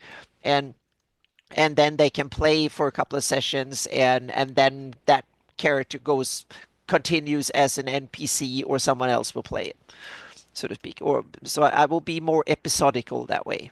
So the overall campaign will go on, but I will make a little thing like all of a sudden there's a bunch of characters who they are defending a keep, for instance, or they go on a mission somewhere or do something like that, then protect something or whatever it is. So that will be, I think, the model going forward. So then let's we'll see. let's do this. In addition to adventures, you can take publications that have monsters or magic items or from third-party companies. You can take whole game settings. Yeah, that's true. Yeah, like Lankmar. A lot of people have taken Lankmar. Like I did a map of Earth on my. I put in 5 game settings. I think it was. There was a GREYHAWK game setting. You had Fireland, that is kind of a setting by itself, semi-setting by itself, and you have Lankmar. You have Athas from what the heck? What's the campaign? Sorry, I was responding to a message there. Athos, that the dystopian. Hang on a second. Dark Sun. Dark Sun, thank you. Yeah, Dark Sun is another one. They are easily placed in, and then I had what I call Menseri, that is Frank Menser's Aquaria. That's another one you can have. So you can have. So I have these are kind of I place them so I can kind of go to them in my Dark Sun. So they're out there, so to speak. So that was more like from a geographical standpoint, but they're also so many thousands of miles away that it kind of makes sense. You can have like different versions of magic and different gods and stuff like that. So that's where I see you can really tweak things and have, and in a way it's interesting when I look at the Forgotten Realms map. The Forgotten Realms map has a west coast. And then it disappears into an inland to the east that is unknown. To me, that seems like, what if you could just put that in the western end of Werik? And Forgotten Realms is across the Solnor over there. So I don't know if Ed would like that. No, I know, but from a geographical standpoint, I think it can make sense. I'd love to have them on to ask them. Yeah, we can kind of So there's and I've seen several people put all the D&D settings on one globe, so to speak. So you have like Kryn, you have Athas for Dark Sun, Forgotten Realms, and so on and so forth, because you can kind of make a big globe, and if you want to use them at a full size, then you have to cut away parts of GREYHAWK and just leave the Flanese, and then have something else in the west. And there's several. That's right, Dennis. Yeah, there might be a bit too many gods for a planet. So yeah. So, it's good to see you, man. Hopefully that idea of yours is coming together, Dennis. I'd love to have you guys on for what you were planning. Let's just note, we talked about these in other shows, but we're talking about independent publishers. We have our own, like, for example, Will's thing here. Here's a spell tome of the Council of Eight by William Henry Dvorak. Giant Stop is on. I didn't want to, not say to any of our inner circle of people, but we're talking mostly tonight. Companies out there like Frog God and Troll Lord. But while we don't have any of them on, sorry, got bad news. All right, that's cool. We can chat about it. All good. Bad news sounds bad, so yeah. So let's get over here to Troll Lord, and we'll talk about a couple of these here. And so, Monsters and Treasures have aired. So here's a quick story. When this came out, late 23. Chuck goes to me, I got something here you're really going to like. I know you're going to love it. And I'm like, Chuck, what did you do in here? And so he goes, well, I made something that you're going to like, but we made something an ode to a legend of the game. And I'm like, Chuck, what did you do? Well, here it is, the Greenwood Dragon. Mm-hmm. So he goes, we made this dragon up in honor of Ed Greenwood. I was like, so cool. I'm using it on him at GaryCon. So this happened last GaryCon, right? So, of course, I didn't find it funny, but I did, and everyone else did, and it actually it used his gem of teleportation to teleport it into a deep mine shaft. Didn't even kill it, so it's still out there. It'll seek revenge on him one day, but that's for another day. When he finally figures out how to get out of there. But that was awesome. So monsters and like I said, these are all right. You don't understand the system. It's easy to convert back on the system. Yeah. Gotta. I love abusing Ed because he's so apt to take it. But there's a lot of great things in this book. A lot of monsters and treasures have aired. So take a look through it. If you have it already. Here's another one. I've never read through this. I'm going to say, as Dale, if you've used this, this is interesting. This trail guide to Aired. I found this really cool. It had, yes, more Ed, definitely. It had a feel to it, like a Volo. This is 2023. Mm-hmm. Just talking about the journeys across the lands. And I always thought, and I know the Oliver brothers did the ship trip, right, years ago along all the rivers. Remember that adventure? All right. Yeah, it was part of the Kickstarter. Yes, it was. Back in the end of 2023. And I always thought that this idea from this is, and I know Mike Bridges did this with the voyages down to Dial of Dread, right? He was talking about the multiple voyages. I think that someone should come up with an idea to do this as well in GREYHAWK. I think it would be a cool thing, of all the paths on here. I found it really neat. Maximilian took his marked on the maps above. It's a cool idea. It really is. So, it's the new Codex Kickstarter. Yeah. And so, one more here, and that's the Codex one. I thought I had one more here. I wanted to share for that. Maybe not to highlight, but it's expensive, like to go through and have hard copies of all this stuff, right? Yeah, there's a codex from GLG. Yeah, I have it right here. There's a codex, absolutely. 1 second. This is codex. Here's the codex that aired, right? Mm-hmm. Yeah. So, Stephen Chenault. It is big, right? Look at this. It is almost 300 pages. This is the equivalent of our glossography gazetteer, right? Yep. So, a neat thing. It's cool to see that there's still proper setting books being made. Yeah, absolutely. And what I would look at is over here, 6 narrative guilds and orders. I think that's a good place to go get some ideas. Because you can take a look at what they got going on with their organizations here. So, hoping when an update comes out on this, the Order of Altamira will be in here. So there you go. And just taking a look up, it's behind that. Trade guilds. So here you go. A lot of and guilds are guilds, right? But some different ideas here that you can pull out. Night crawlers. We have night stalkers in my game, not the night crawlers. With some really awesome artwork. Talking about assassins guilds. So yeah, Holy Defenders of the Flame, Lothian clerics. So that's what let's see here. I also have a hard copy of the Codex there, signed as well. Awesome. Really cool.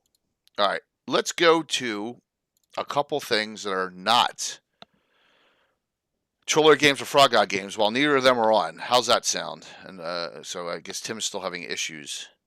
So here we go. Let's go to this. Now, if you remember, there was one of the best dungeon monster adventures by Wolfgang Bauer.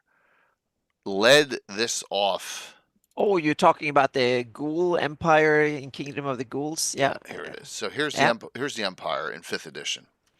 I actually got this in hard because I loved Kingdom of the Ghouls so much. Mm-hmm. I got the Empire of the Ghouls. Now I know that Mike Shea ran this.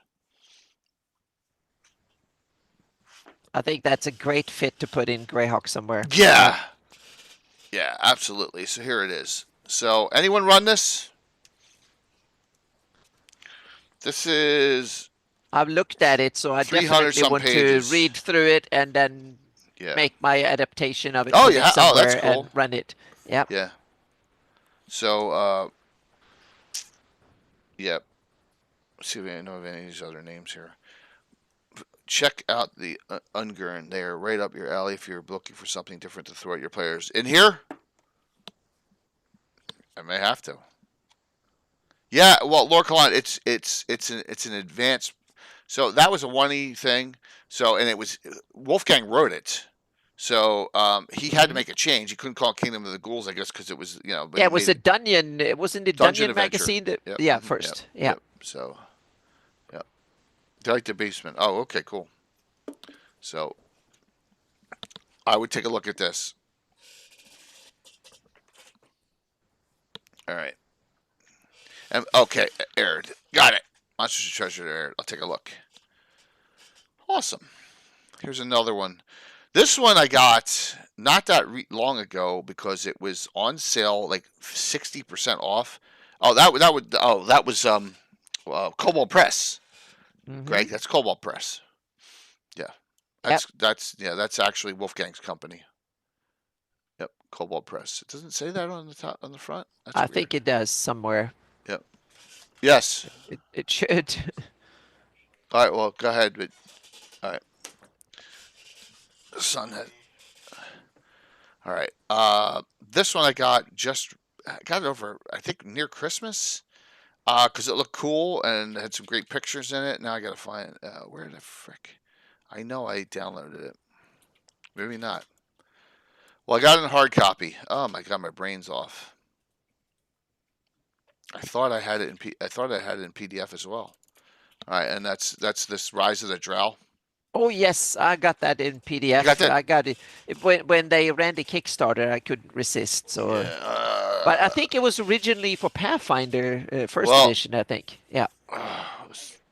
No problem. This book is huge. If I remember correctly. Here comes the ever mysterious Tim. There he is. Mm-hmm. What's up, man? Hello. How are you? Hello. Can you hear me? Yeah, we can hear you. I just was after the updates and restart and all that crap. I wasn't sure everything was working. It seemed like it was working. Seems like it's working. Yeah, it is a beautiful book. I mean, the artwork in this is beautiful, right?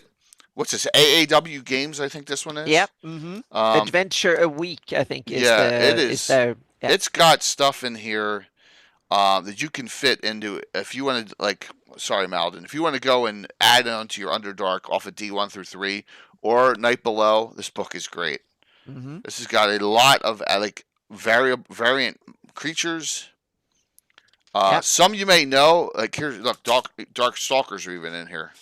So yeah, it's got some really nice stuff in here. Let's see if I stuff can... that you know the names of them. And I just I was kind of impressed by it, and I got it so cheap for this quality level of book. I couldn't pass up on it. Yeah, you place Kingdom of the Ghouls in your Underdark map. Oh, all right, that's cool. So you can put Empire in there. Dennis, can you note to me? It's on the D3 map, or is it on your big Underdark map with all the other stuff? On there, is it like separate from the Night Below setting, or is it in the actual D3 map area? So D1 through 3. So let me know. That's cool. I'm sorry, I'm chewing on. Shouldn't be icebreakers. So Tim, how are you? Michael will be back. Pretty good. Yeah. Family-wise, super busy since Paige. You know all the different nuances that's going on in my life. Yes, I do. I had to go and check on my mom today. We had a scare. Oh, jeez. But her blood sugars were crazy, but it looks like it was an oopsie. I took the wrong medicine. They'll do it.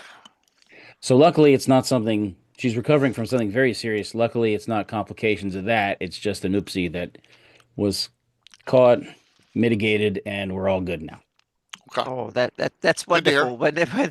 When the thing that could be a tragedy, it turns out to be a Yeah, little oopsie. absolutely. Yes, it was scary. Yeah, so it's like I don't want anything to be wrong with the liver. Yo, Blue Box. Yep.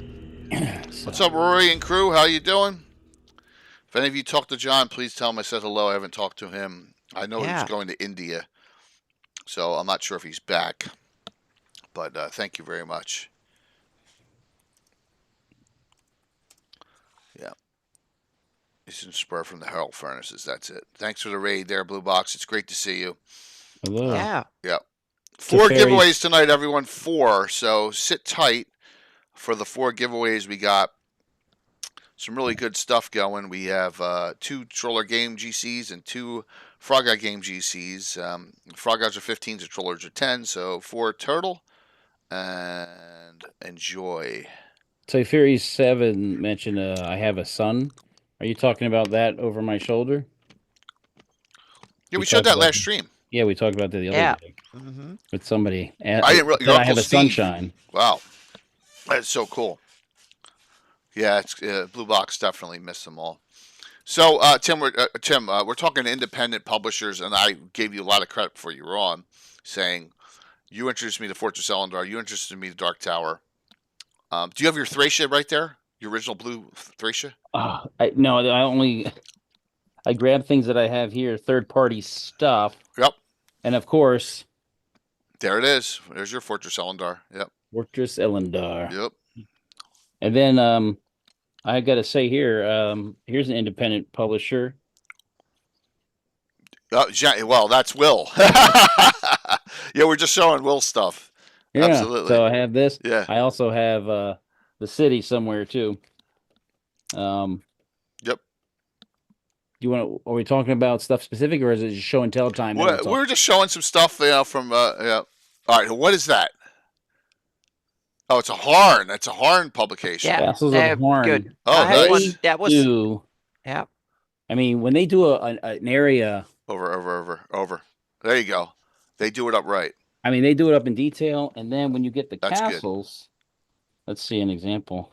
I mean, you're getting a lot of detail about every floor and then what's on it. Now, they have their own particular system, but you can easily adapt that. So I have a couple of those in my city-state game, different areas. I think Hollow World and Harn are 2 different settings, right? Oh, yeah. You have a Treasury of Arcane Names. Wow. That's an original Judges Guild, right? Yes. That is an original Tegel Manor. This is like a reprint. I actually have it's a reprint. Yeah, I know you have an original. Well, I don't know if it's a reprint. It's a republishing. Yeah, Right. It's a Tegel Manor, but they also have. I have the one that's small. Oh, really? Jeez. Yeah, and that's the one. I mean, Tegel Manor was a huge part of my college campaign. I mean, Yeah. they cleared it and then occupied. Yeah. And there's so much. That's so huge. Yeah. What is that? Dungeon grappling. I don't even know what that is. Yeah, we had our guy on here who made that. Oh, Huso? Douglas Cole. Oh, okay. What was it? Kinetic Gaming or Okay. that was with you, right? Or was that somebody else's podcast? I don't think it was me. Or I didn't think Anyway. Huso on. And he has the rules that were on grappling that make fighting trolls in the water much more dangerous. we were talking about that with someone else, and then that's how that came up. He wasn't on, but someone else was talking about it. Yeah. Then of course, You have a C series. We just talked about how I'm having trouble placing the C series in Greyhawk. I'd love to run them. It was Blue Box. Okay, thanks, Justinis. yeah. Thank you very much. Thanks, I Greg. like the mortality of green. I like the feel, and of course, now you can get stuff from the real world too.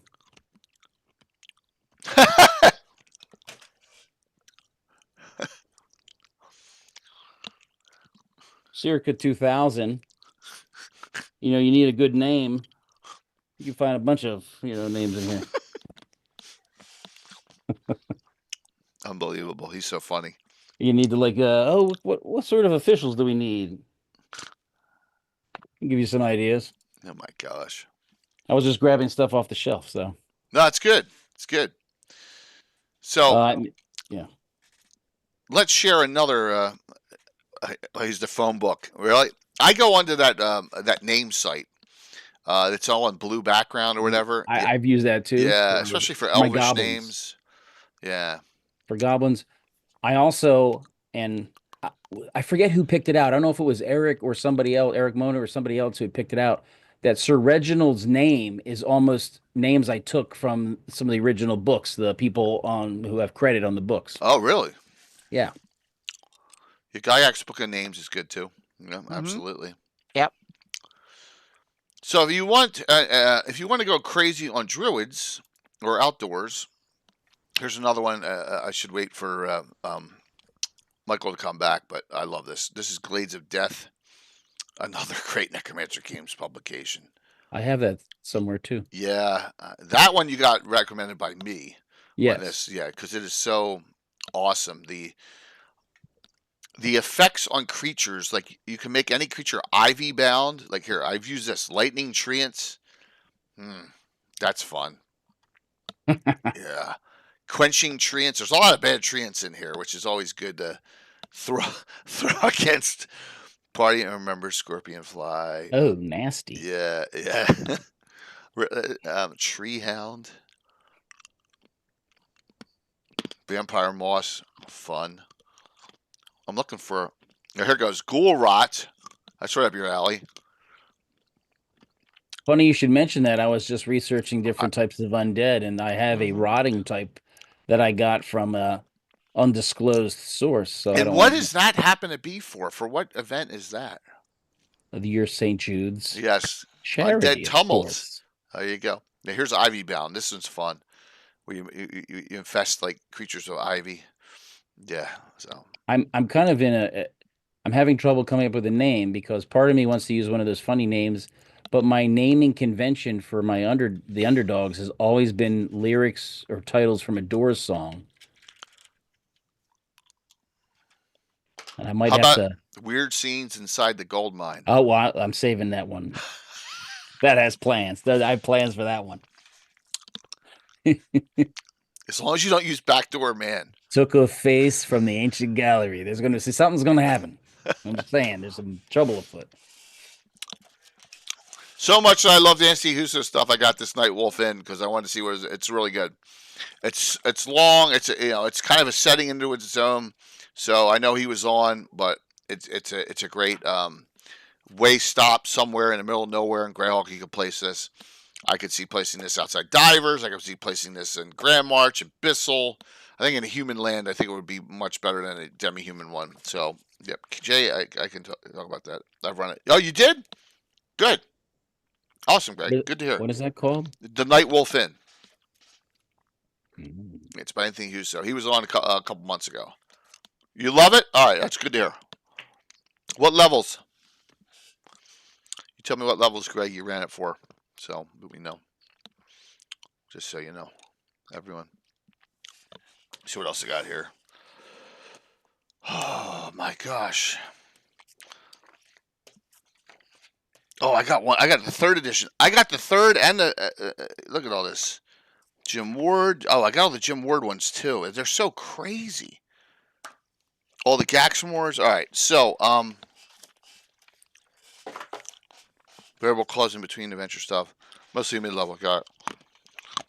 Fields of Battle. Tim, have you ever seen this one? It's kind of like a battle system for shoulder games. No. Okay. I got that because I thought it was cool. Got all the Gaxmore ones. Has anyone played Gaxmore and Greyhawk? Thanks, Brevin. That's good to know. Anyone at all placed? It's war. It's how to resolve war combat, like morale checks and sieging, and I probably have it. I could bring it up on the screen. Let me see if I can find it. Hold on one second, because remember, let me go to my Castles and Crusades folder. I probably have it. I got a lot of interesting stuff from. I'm sorry, did I interrupt? No, keep going. No, keep going. I got all this stuff from. I was looking for the name of it. And magazine. Mm. It's called And Magazine, And Magazines. So And is like AND. I don't know what, I don't know. Is that a D&D? Is that the D&D magazine?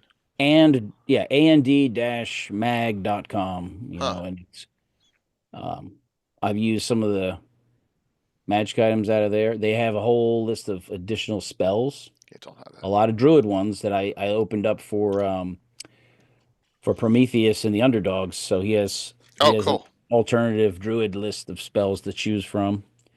Because he's a barbarian druid, so he should have a nice flavor.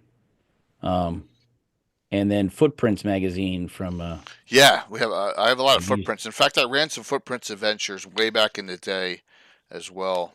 and I took a bunch of their. I made a number of character classes um, available from the And magazine, the D&D magazine, and that available for the underdogs, depending on how they rolled. When we were doing the creation. I feel like they come I had my son roll up an underdog. Fields of Battles like Battle System from Arneson. Well, I'm sorry. What, you had your son roll up what? An underdog. Oh, good. That He's a works. thief. He's a thief. That's all right. He's a warrior who specializes in sneaking. That's all right. You're gonna make him get up super early? No, it's just good to have one. Just good to have one in the pocket. Yeah, absolutely. Well, good to know. Good to know. So, audience, throw out something you really like that we haven't discussed. That's a third party that you recommend, and you use it in Yeah. GREYHAWK. Len wrote stuff, and yes, he did in that magazine. They stopped a couple of years ago. So, note this though. I think you all are aware. You're going to see some Len articles on Wednesday. A lot of them. If you don't know what the topic is for Wednesday already. So, we'll talk about it at the end. But you're gonna see a lot of Len stuff. Yep. There you go, Carlos. There's Hard in the Hools. Yeah. Yep. Hard in the Hools. By the way, I just got a box full of Carlos Adventures for giveaways for the fundraiser. So, use all the Huso modules for GREYHAWK. There you go. Okay. Yep. I love armor and yeah. That's all real stuff. Tim doesn't use replicas of anything, so you don't want that shit falling on you, or dropping it. So, and any suggestions that you utilize or want to Um, discuss? I was just going to say, you can actually, I go to Wikipedia. If I want to search a siege or a castle, I read about the history of castles. Go to a famous location and take a castle name from France or Spain or something like that. Look it up in Wikipedia and read through the history. That could be a lot of good stuff for source books and medieval history and stuff. Read through that. There are countless cool examples. Read the Il Principe read the Machiavelli's his books, especially the principle, the guy when it's the handbook for tyrants, basically, and it's fantastic. If you want to depict a villain, it's great.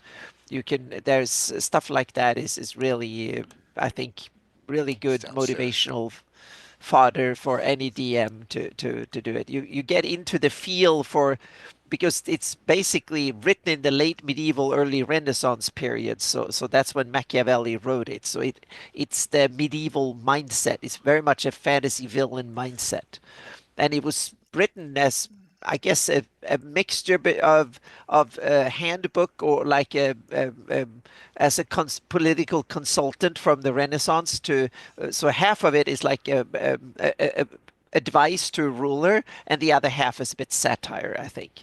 Okay. But it's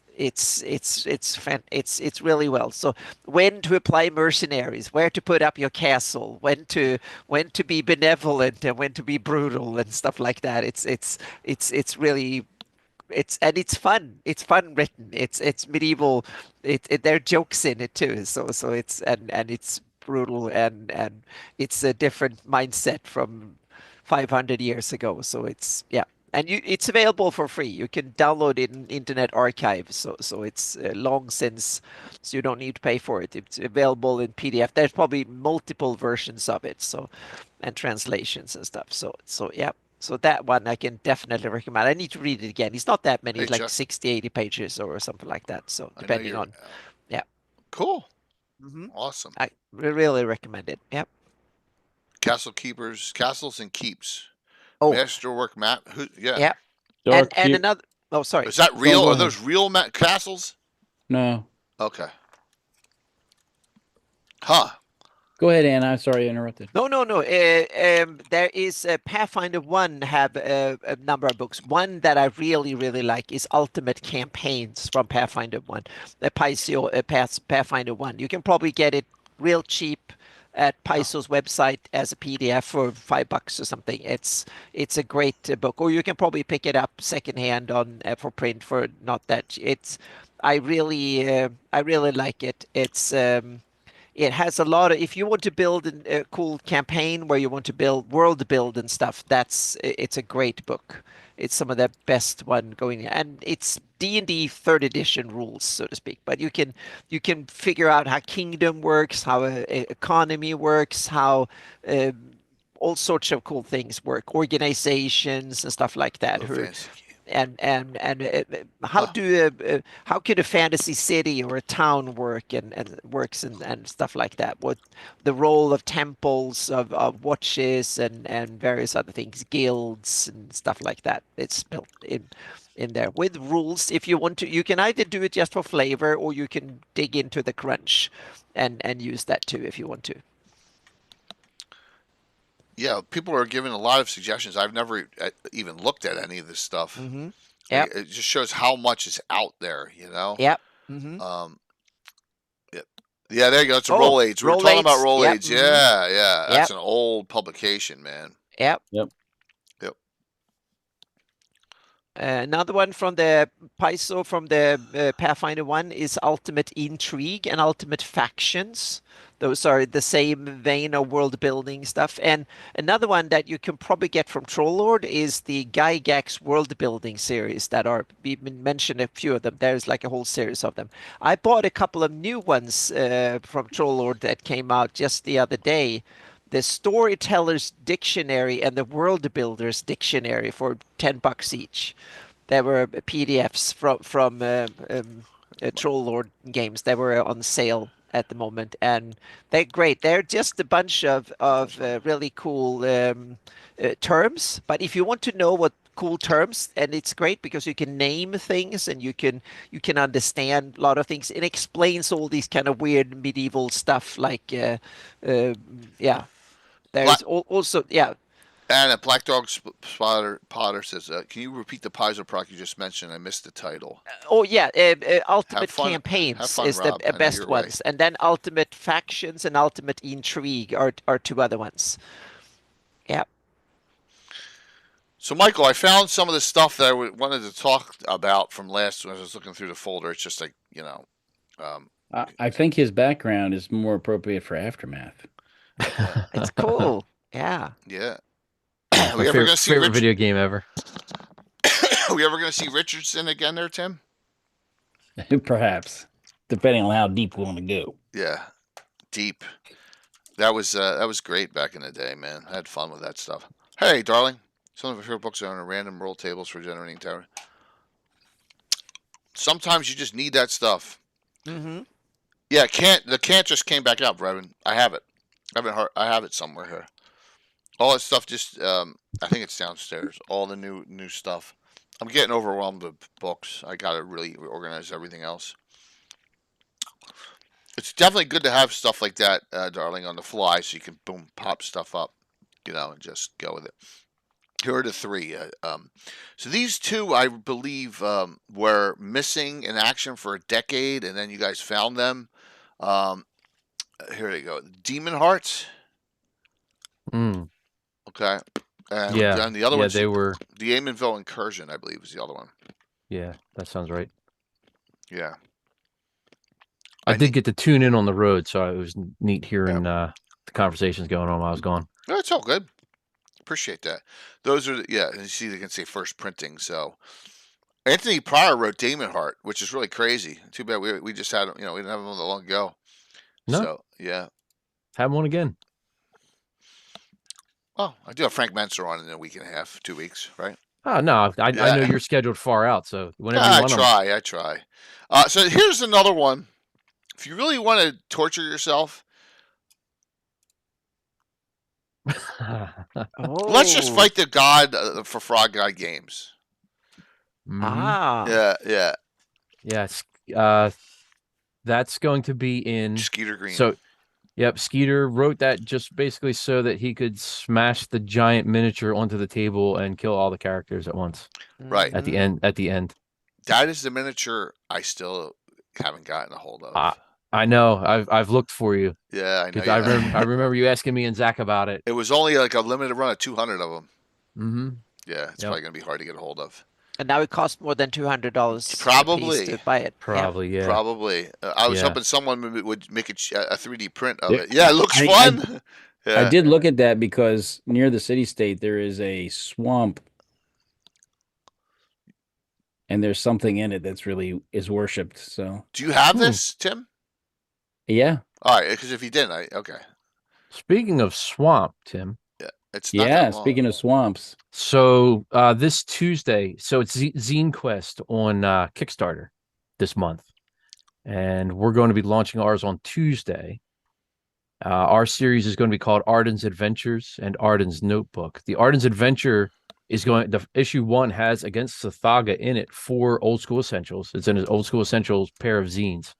So the Adventures book is kind of like Dungeon Magazine for OSE, and Arden's Notebook is kind of like Dragon Magazine for OSE.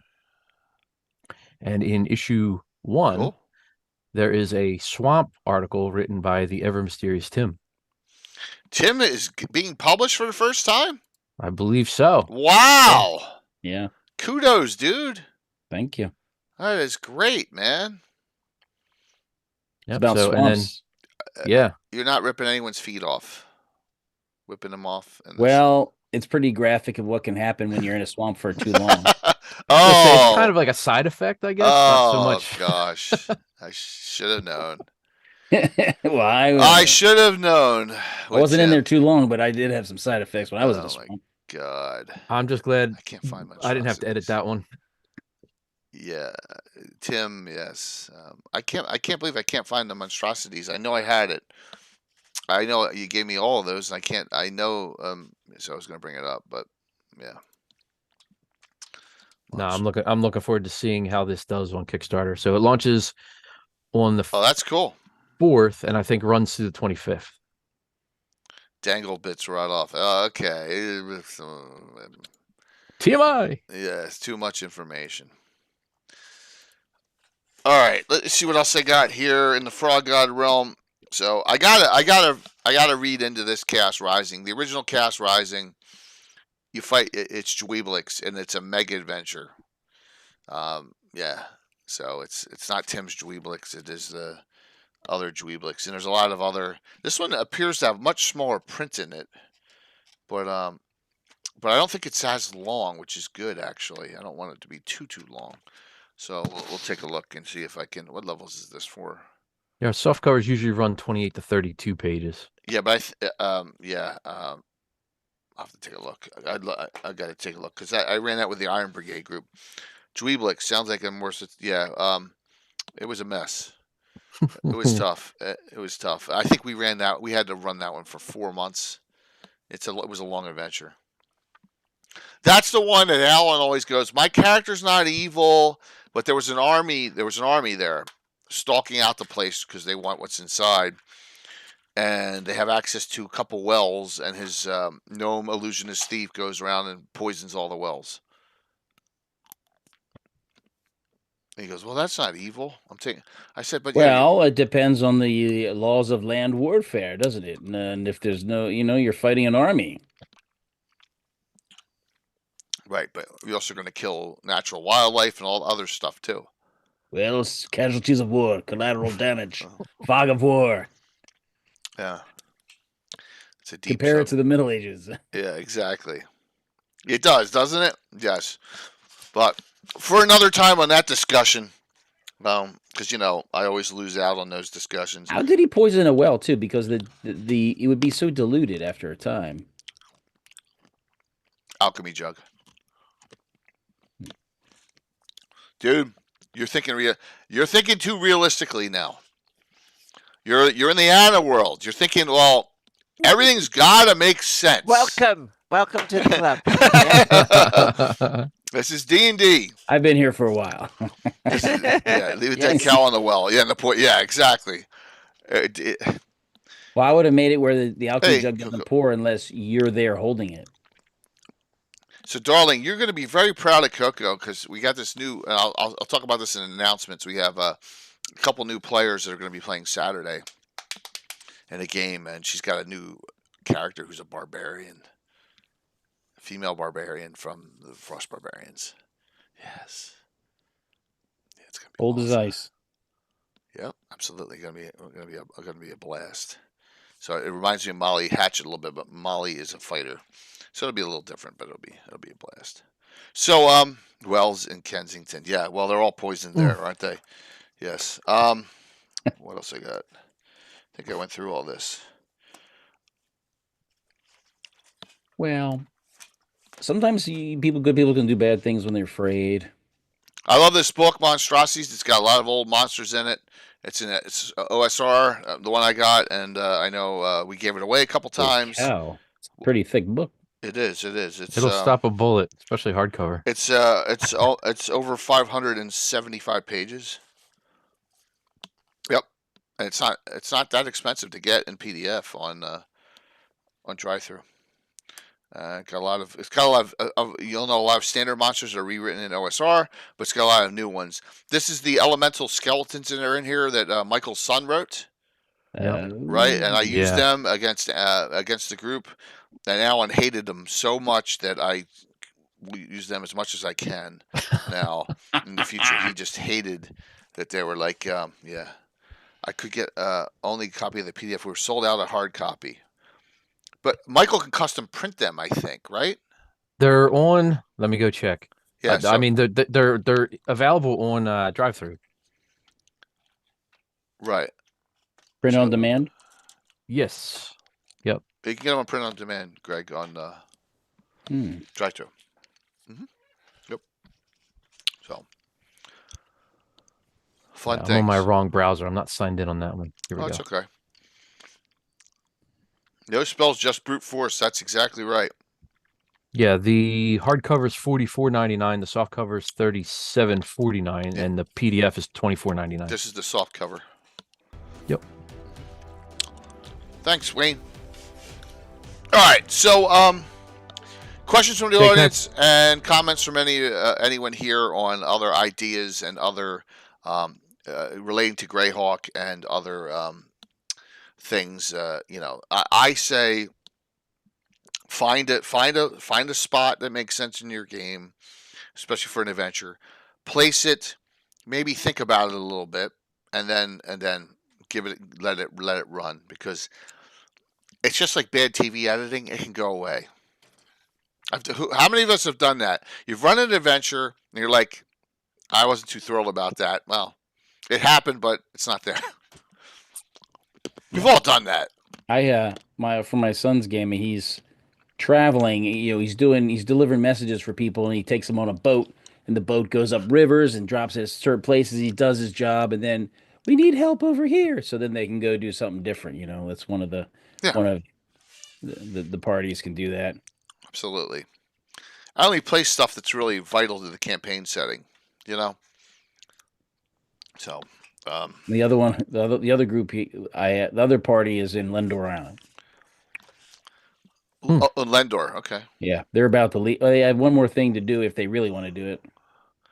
Oh, they went through and did the whole dungeon? No, they haven't finished the dangerous part in the basement. Not the spectator. Yeah. What a great encounter that is. Because it'll talk to you and everything. My favorite part of that adventure is the crossed potions. Where Len Kafka just goes, we'll just cross this potion with this potion, and it has a permanent effect. Yeah, it's just that's always a blast. Len always did that stuff. I want to show another one here. Okay. So I love this setting. I think this is Alyssa Faden's map in here too, right? The Cat's Cradle. I'm always thinking of what town this would be in GREYHAWK. It's a decent, it's a nice size book. It's got some cool history to it, and there it is. Yep. Yeah, that's hers. I'm pretty sure. Yeah, I'm almost positive, 100% that it's hers. Alchemist Alley, so it's got a lot of cool encounter areas. I guess it could be almost any place that has water on it. So it could be Gradsel. If you flipped it around and reversed it, I think that may work. Yeah. But I was wondering if anyone had placed it. Hardby? Nah. Hardby, it's not definitely not Hardby. No. We got two settings for Hardby. Hardby's done in Earth Journal 10. I had him on, and also Paul Luby did up Hardby. Maybe Scant. Maybe, but is Scant on the water? Scant on the Nerdiv? It's gotta be on the water of some sort. Yeah, I'm also gonna, if it's all right with you or leave, I'm gonna put in a link to a humble bundle we're doing with Pacesetter Games. Sure. And Nord Games. So there's 5e stuff, and the purchase supports the comic book legal defense fund. Cool. Let's get some good stuff in here. We had already set it up right before the wildfires because we actually wanted to support that, but that was not set up with Humble yet to do that. Okay. Oh, that's good. Man, it's got a lot of stuff in here. Holy jeez. Awesome. And then if I can name other independent publishers who saw at page 1 and 2. Yep. Planet X Games, Levi Combs. He's got awesome stuff. He's written some adventures for us with John McGuire. Okay. John McGuire is it 321 Action Games? That just eluded me. I think it's 321 Action Games. Tom Wilson was at page 1. He's Throwy Games. And of course, Pacesetter, I mentioned they're in the Humble Bundle, but they were one of companies I worked for prior to getting hired by Frogod. And Michael actually worked their booth. Yeah. Because Ben Barsh was sick, so he helped Bill run the booth at page 2. And they're awesome guys. And of course, the aforementioned Troll Lords. It was I had Chuck, believe it or not, it's maybe shocking some of your viewers. Chuck was on my bucket list. I couldn't wait to meet him and Anna and Zeb Cook at page 2. That was my bucket list. Excellent. And of course, my own bosses, Zach and Jen. Oh, you never met them in person? No, never met them in person. Wow. That's cool. Yeah, it was a good time. I mean, it really was definitely a good time. I can't believe the gold badges are almost already sold out for next year. That's crazy. Yeah, yeah. So. And of course, Chuck ran our younger two through an hour-long or so game on Friday, and they had an absolute blast. And that was one of my top 10 picks of the con I took. Yeah, my wife was thrilled. She's like, "Oh, that's so sweet." It was a nice pick. It was good. Yeah. Pick of Anna playing, and stuff as well. So, I hope Tim didn't get lost there. No, I'd like a recount to see, the picture of Tim and I making faces, how that made number 11 and not the top 10. Well, because Tim's crazy wizard one, it actually made an emote, so. Yeah, so, I'm just messing. Yeah, I only got. No, they were great pictures. I had to pick. Yeah, I always. I did that for Gary Con as well. I was like, my God, I had 50 pictures. Which one I got to do as a top 10? It's tough sometimes. Always chat with team at Pacer. Cool. Joe Block was there too, and he had stuff. And all of a sudden, did you see that, Anna? Joe's not going to Gary Con now. Yeah, I saw that. Yeah, I saw that. I didn't want to ask yesterday. him. No, I hope. He said it was due to a family. Yeah. Due to a family reason. So, oh man, that looks. But not all family reasons are bad. There might be good reasons too. Yeah. Mhm. Tino, I didn't Hopefully, realize how yeah. cool that emote is enlarged. It looks way better. Oh, cool. Nice. Yeah. Yeah, that is awesome. Now someone needs to do that with the Tim one. Yeah, but Tim's isn't animated. Yeah, I think unfortunately. that's for the better for us because Yeah, it would exactly. be scary. Yeah. So, speaking of meeting Phil Wirt and Bloodworth, is it Jeremy Bloodworth? Diversity and Dragons or whatever his YouTube channel is. But Yeah, I don't know his first name, but they're yeah, both I always see him DM Bloodworth. yeah, DM Bloodworth. I'm meeting them at GaryCon. There we Oh, go. cool. That's funny. Convince them to get Bones and Darling VIP for next year at at Page. Mm-hmm. Yep. Cool. Oh, neat. Uh-huh. Very cool. Because I said to and it's no secret. So if you're on there, Darling, no secret. I said to Ron. I said, Ron, all right, I'm gonna get in trouble, but I don't care. Uh-oh. I'm trying to talk and collaborate with these YouTube guys. They just don't want to have anything to do with Twitch, or they don't want to have anything to do with me or collaboration. Collaboration is like a foreign word to them, right? I guess because they're all worried about their own little fiefdoms and stuff. For me, I always wanted to expand the audiences. So I said, besides Mike Shea, I'm like the only one here. Let's get some more Twitch people here, please. And like, we have any ideas? I'm like, yeah. Plus, we'll give you a couple more female VIP guests. And plus, they're cool. I think it would be great to have them there. So, yeah, that was it. We'll see. Nothing That I wrong can with be sure. crossover and overlap Exactly. at all. Yeah. Exactly. That's the way I look at it. So. No, I mean, that's why I'm on here, obviously representing Frog God Games. And I've named 5 or 6 other companies because, when we send our newsletters out, we have a section in the newsletter called Friends of the Frogs. Mm-hmm. Because they make awesome stuff too. Yeah, I'm always up for collaborating with anyone or going on back and forth on shows. Always, I'm always trying to create new people for the community, and sometimes it's just like I was frustrated. Yeah, frustrated. But I know Troy said, "Don't worry about them." I mean, we're talking about the Nerdarchy guys, right? I was like, "Is he stoned high? What's up with him?" He's like, he was talking to Steven and Chuck, the one guy, and I was like, man, I think that dude's on another plane of existence. It is what it is. All right, from Nerdarchy. Yeah, They're awesome. Yeah. yeah. I think I have a friend who's with them, Ted. Farmer Ted Danson, Ted who? No, I know one of the Nerdarchy guys that was at Page. Okay. Yeah. Yeah. I think he's the one that's a friend of mine. Cool. I think he's the one whose finger I broke at Arma. Sparring. No, you injured someone? No way. All right. Oh, I took it easy on him that day. That's easy. To be fair, he did parry incorrectly. Obviously. Never was your fault. I understand that.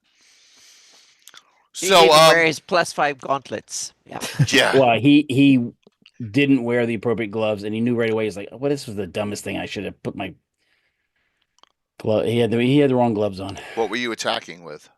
Well, wooden training sword, and a noob's reflex is to reach your hand out to parry something, which usually puts your hand right in the striking zone. And he hadn't sparred in a while, and then he did that. So he moved his hands right to it, and he was wearing gloves that patted across the knuckle, but not the fingers. So it was like fingerless gloves, sort of. Oh. And yeah, it was like right here, different angles, needed pins. I felt terrible. It took a long time to get better. He hasn't been back since. But he's a good guy. That's why I don't go. Oh, I couldn't even move anyway now. So, give us some other GREYHAWK suggestions, anyone. What do you think? Popping up some stuff. I'll say this. Don't hesitate to switch an adventure from one place to another if it's in GREYHAWK if you need to. I did it moved with Lendor. Yeah, you did it. Yeah, I moved Secret of Bone Hill multiple times. You know, I put keep on the Borderlands where there's an actual keep now, I think, because of Living GREYHAWK. Kendall On Keep. I think so. You Is that over- where the Pomarge and Ulek meet? I put it on the border there where the two rivers come together. I'm drawing a blank, of course, because I'm Yeah. on air right now.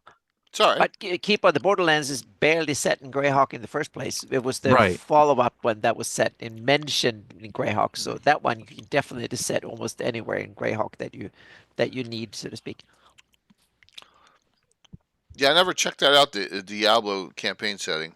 Oh, okay. Yeah. Yeah. You know what I also had the idea of doing was running Blood Bowl in the arena in GREYHAWK City. That might, yeah. I was thinking about that, but that's a step too far. You know, because That's kind of where I'm Yeah. like, What about Stoink or something? it's Or Doraka if it's really nasty. Molag. yeah. I just Yeah. it's a step too far. It just that doesn't. Yeah. Well, if it gets really nasty, then Molag or Doraka might be the place for it. Yeah. Yeah. And you can go as I think- bloody and yeah, bad very as you want. Yeah. I think that perhaps maybe if I'm reading Jay right, it's going too far. Is like now you've got a sports league in GREYHAWK. Yeah. Oh, gotcha. Yeah. hmm Yeah. I thought he was bloody. Yeah. Yeah, no, it's just I just don't know if that is what Gary Julian would just say. No, I mean it's almost like what do you call it? Barrier Peaks. He's like no, just no, right? And I think I understand that it's too. There are certain things that are like Warhammer, fantasy roleplay, right? Warhammer and Blood Bowl's Warhammer. You could feel that it's Warhammer with all the chaos teams and the Nurgle and all, and it's just like it's not GREYHAWK. Well, Yeah, there's no sport event like one that. One of the adventures there's a chance to fight in the arena for a big festival up in one of the northern cities, Middenheim. I made a lot of money playing. Yeah. Tomb of the Story and wow, Rapanathuk in the Bone March for you. Okay, you have Bard's Gate as Nurl. Same river, yeah. And Tomb of Abasor and Ari in the Bone March. Oh, Rapanathuk, yeah, that makes sense. Rapanathuk It is the Dungeon of Bones. Yeah. That's the number one request for both Old School Essentials and CNC fans is getting Rapanathuk? that mammoth dungeon, all three of them, reskinned for that system. We did do during our last Kickstarter, the Lifetime of Adventure, the Mouth of Doom for Dungeon Crawl Classics. Okay. So we just started supporting that. Earthland Orcus Worshippers. That's cool there, Dale. That's a great idea. That is. Takes notes. Yeah, absolutely. That's another reason why I had to do this. Yeah, because you guys are constantly, the question is how much, like all the time invested in that, how much money do you guys make enough to justify doing that stuff? Resetting it in another system? I mean, that's where the guys that make more than I do, weigh that stuff and come to those decisions. So Rapanathuk, we can at least take levels. I think the idea for Dungeon Crawl Classics is we're going to release maybe a level or two at a time, so smaller bites. That way we're not converting the whole thing all at once. We're not biting off more than we can chew. And that's probably the route we'll go with Castles and Crusades, and if we do anything with it for Old School Essentials. Yeah, Barrow Maze would be cool. I have Greg's Dragon Slayer book here. I have that. It was sad not to see him this year at Page. So agreed. Yeah, I got to meet him last year. Yeah. So there's the Dragon Slayer rule book. Yep, I got that. Yeah, the Kroll lover in me loved the Cyclops in there. Oh yeah? Yeah. That pushed my buttons. I love Kroll was one of my favorite movies as a kid, and then I got the DVD several years ago, watched it with my wife who'd never seen it. And I was happy that it didn't feel dated. Like, yes, the graphics special effects are not the same, but it still pushed all my buttons. So Well, you mean their own rules in 5e? They're going with their own 5e rules, kind of like what's the what's the site that did the Hero System 5e and it used a bit? Mororo, what's it called? They have the awards every year. And I thought you used 5e for someone else. Hero 5e. Oh yeah, well, Amy is using Hero the D100 system, Hero system. No, but I thought they did a 5e system. My brain's off. Okay. Who's the ones that do all the awards every year? The Ennies. Oh, Ennis, okay. Who does the Ennies every year? And it's now right? I'm not sure. It used to be EN World, but now there is a separate Ennis is a separate organization, I think. Oh, okay. I thought you used our 5e system for a bit. You were using a Hero 5e system? Oh, you mean now I get Level Up from EN World Publishing. That's it. Level yeah. Up. Yeah, that's it. Yep. Okay. Yeah. Yep. Yeah. Mm-hmm. Thank you. All right. Cool. Yep. Level Up 5e. Yep. But now you're saying that Goodman's doing her own 5e system. I'm sure it's a lot of them doing. I can't blame them. I'm doing my own 5e too. So I can't blame anyone else for doing it. A lot in the adventure. Under the Storm Giant Castle by Sudge's Guild would fit in Greyhawk anywhere. The castle is on the cloud. Well, there is a Storm Giant's Castle. It's not Goodman, is it? It is Goodman, isn't it? Goodman did two of them. What is it? Under the Storm Giant's Castle. I think they did 2 of them. Wasn't that Judges Guild? Was it Judges Guild? Okay, I thought there was one also called that by Goodman. Maybe so. Yeah, but you're right. That was Judges Guild. Yep. That building used Blood Bowl. You did Blood Bowl and Greyhawk, Mike? Mike did actually use Blood Bowl. That's funny. It's a step too far for me. It's just one step too far. So interactive aspect and touch. Okay. All right. So what do you want to do in closing on here? Anyone want to say something as we wrap this up? 2 hours. I keep on biting these. Puppets. Puppets is retired after Page. I've run it 3 times. It's enough. No more Puppets. I was going to share the upcoming Arden's Adventure series. So it'll be 4 zines. You go PDF. Oh, cool. In the U.S. softcover, they're going to be printed out of Arizona, and POD, print on demand, so that you can get it in your country basically through the network of printers through Drive-Thru RPG. Cool.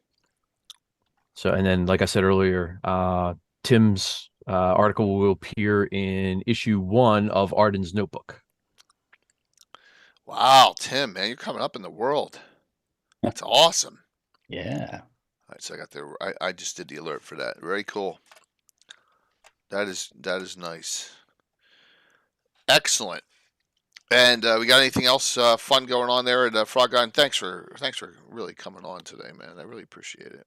Sure. Yeah. Thanks for having me. Sorry, like I said, I didn't get the 10 a.m. notifications, but I don't have no idea why they didn't come through. I should have seen them at 12 when I was back at my phone. We've got the Humble Bundle. We've got the upcoming Kickstarter. Yep.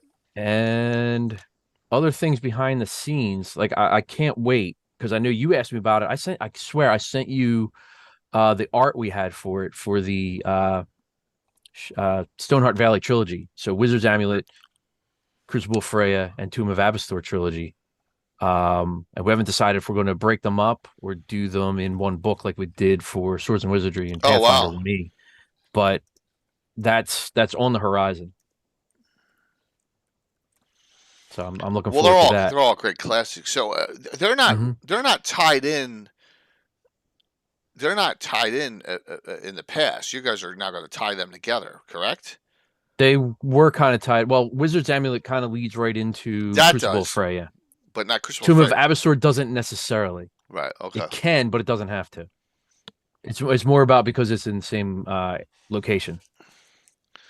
Yeah, I'll say that was like, I know I agree with a couple other people here online. This is one of my favorites of all time you guys did.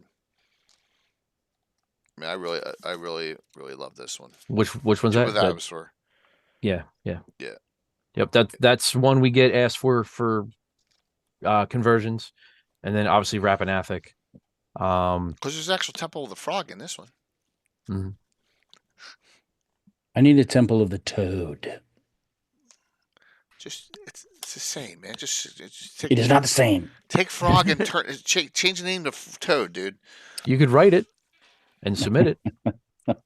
Yeah, We're looking for submissions. that's at usually any time. yeah. So Mhm. Here's a book for you. Tim's Terrible Traps. Ooh, yes. Yeah, the Grim Tooth are getting long in the tooth, so those Yeah. books need a successor here. So yeah, I'd rather do a Tim's Dirty Tricks. there you go too. You can start with that one, Yep. and then we can Bill Webb released his. That's one of our books we give away at cons or whatever. And we have the cards that he had done for that book. So that could be the sequel. Salamanders. I have some. They're not salamander figures. They are frost salamanders that Bill and Master Crafter just did, and I used in a previous adventure. So, yes, we got a whole bunch of. They're new minis. Chillamanders. Where do you see it? There's a lot of minis. If you saw the 2 owlbears on Thursday night, the mutated owlbears, where do you see all the other stuff I have? I'm just sitting on. Oh, yeah. I ran upstairs and told my wife to tune in because part of her, the reason why what was it, Oworth, I'm looking at my notes, Oworth Journal 33, the Owlbear Runt article I wrote, Right. was inspired because she told me she wasn't going to play unless her character was allowed to have an owlbear cub as a pet. That sounds like bribery. So it was, but I wanted her to play, so So she wanted I to have. tolerated. Which Yep. was it? Which character was that? Grimslade had the wombat that followed him around in the rogues gallery. Remember, someone had a wombat pet that looked like a little mini Umberhawk. Or thing. Yeah, I think it was Grimslade. It was Yeah. either that or Erek's cousin, one of the two. Yeah, it was one of the two. I think it Because was. it's on that page where the Yeah. little Umberhulk with only 2 eyes is. Yeah, I think it was Grimslade. Yeah, so it was kind of very similar to that. I came up with the idea that got put in Oworth Journal 33, where the runts of owlbears are actually not feral, but nobody knew it because usually they're killed by the rest of the litter. Okay.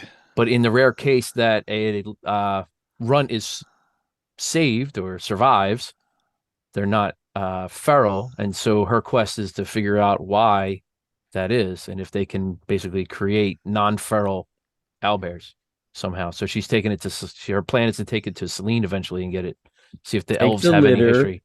Kill the big ones, and that's how you do it. Yeah. Tim is always with a simple Exactly. solution. Maybe it's because they're so small they can't get physical, so their brain develops to figure out how to survive using their brain.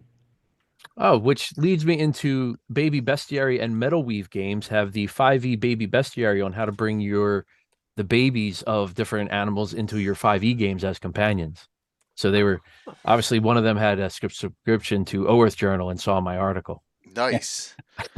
What's really funny for me is all my players are learning. Darling does this. Korg and Bill's character can summon a hound, his Knight of the Chase, the Trictarian one. I'm like, are you taking your animal companion on the adventure with you? And they're like, nope. Jay will never let you do it, and he will always abuse and kill your loved creature and/or companions. I'm not the one that marched an entire band right in the middle of a fight, right? In heartbeat. I just wanted to show your insensitivity to the red shirts. For the red shirts. I was going to say, Anna, Tim never charges into combat. No, it never happened. Ever. Yeah. I had my band there, and Jay killed them all, like normal. You could even take a donkey with extra gear with you on a walk, and he'd kill them. Would I really? Yeah. So I have you scarred, and so it's a feeling, it comes back and forth. We each have our Not scarred, it's just bitter and resentful. Jay. Oh, okay. That's awesome. Yeah. I let you take your horses with your cavalier. It's a cavalier. She needs one horse. I'm not taking all my pennant bearers and all that crap because they're just going to die. They're in the way. The father's in the way. Sometimes you do. Yeah. Not for venturing. Look at you now. Look at you now. You're surrounded by an army of pennant bearers and everybody. Yeah, diplomacy is one thing, but yeah, I know it's just painful. So always take a pack animal with you. Yeah, every time that pack animal would be dead every adventure, Dark Elf, every one. there'd be like I'd make it awful. I'd have the donkeys right underneath it's a pack of a huge fire ants. And I had a player. Yeah, I would do all sorts of terrible things. I had a player in college at the Temple of Elemental Evil with that doors with the glyphs on it. They'd bring a chicken with them, and they first thing you would do is they go in there, go to that door, and they throw the chicken at the door. Well, that's the joke, Tim. Is I always say to my guys, how many chickens are you bringing? Right. And then after a while, they ran out of, and then they found a goblin who surrendered, so they actually kicked the goblin into the door as well. Yeah, unbelievable. He was neutral. So funny. Santa, what's going on with you? I'm working on getting for Cannibal Publishing to get a map done for his future product.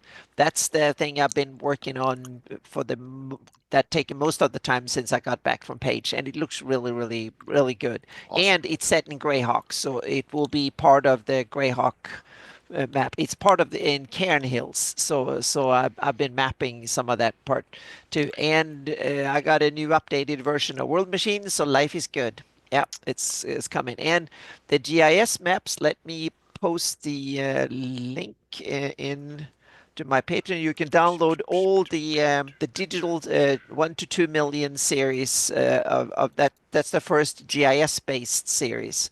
I'm going to dig into making prints, series for prints.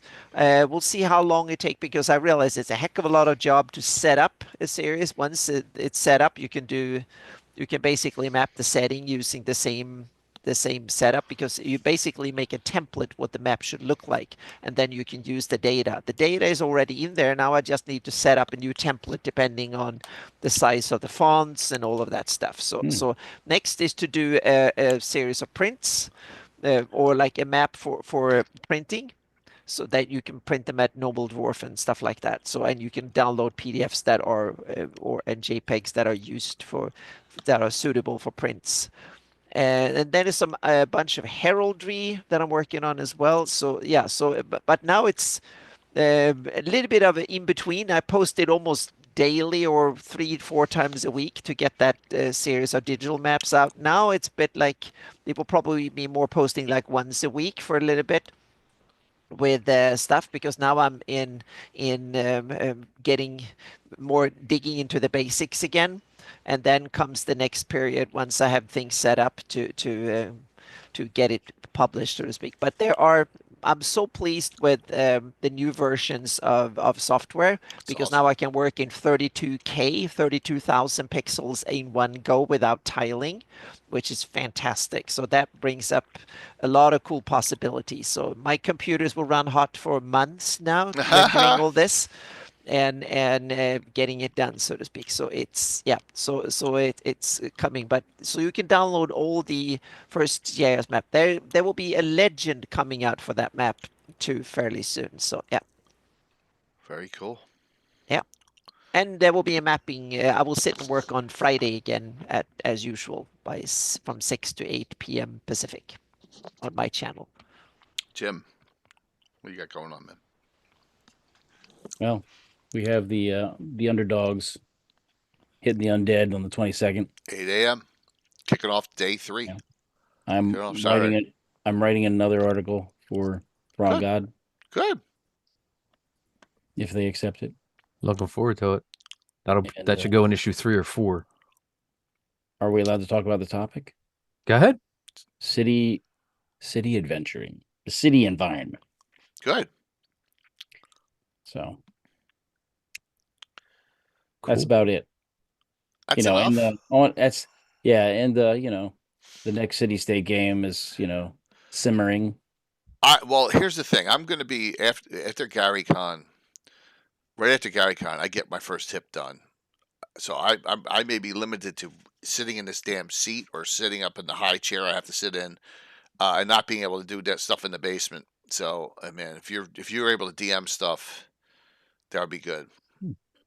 So just all right. Yeah, I don't know how long. So it's April 2nd is my first hip replacement. Yeah. So. All right. Yeah. Awesome. All right, this is what's going on this week.